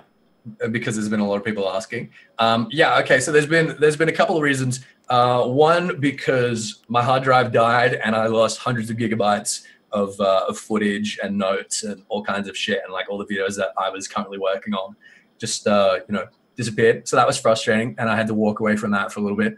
Secondly is because I've been back and forth from the US so much with visa stuff pending that it's been kind of really difficult to like sit down and just sort of like focus in on it. But like I say, we're working on a series of videos on the history and lore of Alamigo, so you guys should check that out on the channel. They're going to be really good. Yeah, you can follow me on twitch.tv/EthysAsher, and I stream there 5 nights a week. And of course on Twitter at Ethys FFXIV. And Slyh also does some things. Slyh. Yeah, I do things. What do you do? Stuff. What do you do? Tell them. What do you do? You can find me on twitch.tv/Slyakagreyfox. You can find me on Instagram at Slyakagreyfox07. You can find me on Twitter at Slythefox. You can find me on Facebook at Slyakagreyfox. You can find me on YouTube, youtube.com/thevelvetroom. Yeah, things, stuff, mostly Persona right now. Because Persona. Because Persona. Do we really need another reason? No, not really. No, you really don't. That's the only reason. That's the only reason. Mike, where can they find you, and what the hell do you do? I don't do anything. That's a very good question. Yeah. What the hell do you even do? It's mostly Aloha. That's it. Yeah, he was just in here. Where'd he fucking go? Yeah. Aloha does all the work. Yeah, Aloha does. Aloha's the brains behind the operation. Tell people what I do. Shit. I could believe that. All right. Well, I'll have to fill in for Aloha, I guess. Just today. Yeah, just today. You can find me, Mr. Happy1227, Twitter, Twitch, Facebook, YouTube, Instagram, and you can find Aloha pictures and all those things all the time, pretty much. He has his own Instagram, you know. Aloha. Yeah. He checks his phone every morning. He's just like, bitches love my furry coat. And then that's it. And then he puts it away, and then he begs me for food all morning. That's pretty much it. And it's going to be an exciting month. I've been partnered for 3 years officially on May 23rd, 2014. And as such, subs have been causing a lot of giveaways the entire... Are you still golf clap? He's still golf clapping. You just can barely hear it at this point. Now you can now it sounds like fapping. No? Okay. He's done now. He's done. Just me. So I've been doing special events. We're going to be revisiting a lot of the big hits over the years. Like Final Fantasy X had a huge stream back near my 2-year anniversary. We did some fun things for the 1st-year anniversary. We'll call back to some other. There's a vote going on in the Twitch Messenger app for a game we're going to be playing, for which Final Fantasy game we're going to revisit other than 10. Even going to visit 11, which is having its 15th anniversary this month. And, you know, I'm not a big fan of revisiting 11, but I can't ignore that it was incredibly enjoyed by a large majority of people who have enjoyed my channel. So I'll put ego and disdain aside and just take a trip down memory lane for that one. And yeah, you make it sound like because the thing is, I always say I can't stand playing that game anymore, and so when I I go agree back, with you, dude. So when I make go back it sound like so terrible. So when I go back and play it, it is like I'm like, okay, just forget it, just do it, just do it. All right, shut your fucking mouth and do it. All right. Yeah, don't complain. Don't complain. Just shut your fucking mouth and do it because they want you to do it. Because it's something that was very successful. My Final Fantasy 14, my Final Fantasy 11 Let's Play video, first one is like, I don't know, like 200,000 views or some shit. All it is me running around auto-attacking shit because that's all you do for the first 10 levels. I thought it was great. I really enjoyed it. Hey guys, tell Mr. Happy he needs to bring back his Final Fantasy 11 Let's Play. Exactly. You know how many times I get that? So that's why I'm not bringing back the Let's Play, but at the very least, I like the high-pitched voice. At the very least, I can use it. I can call back to it this month. You know, it's a big month. It's a big month. And thanks. You're welcome. You're welcome. You're so welcome. You're still welcome. Not you. There you go. All right, so that's gonna be what my month's gonna be all about. So be sure to hang out. Oh yeah, and then we also have Slyh. We have some exciting things to do this month. Next live letter's on May 20th, by the way. Me too. You too? Yeah. You should. You really? Yeah. Okay. Good. Yeah, dude. Awesome. So all three of us, we all get to play Stormblood early preview, and then talk about. We can't talk about it. Remember, we can't talk about everything. No. We're gonna have limitations, but it means we get to hopefully hang out for like a day, or something. Maybe. I already hung out with Ethys. I don't need to fucking do that again. Right. No, that once a year. I just want to hang out. I just want to hang out with Slyh. I don't want to fucking hang out with Ethys. Well, fucking right back at you, bitch. Jeez. There you go. And okay, so on that note, everyone, we're gonna wrap up the show. I have no idea what next week's show is gonna be about, but we're gonna put something together. That's what I did. We put together the Stage Reborn show last week, and it worked pretty well. We're gonna put together one next week, and it's gonna be just as fantastic. So thank you for joining us this week. We'll see you next week. Until then, take care. Bye. Next week. Bye-bye. Hey. Bye. Bye.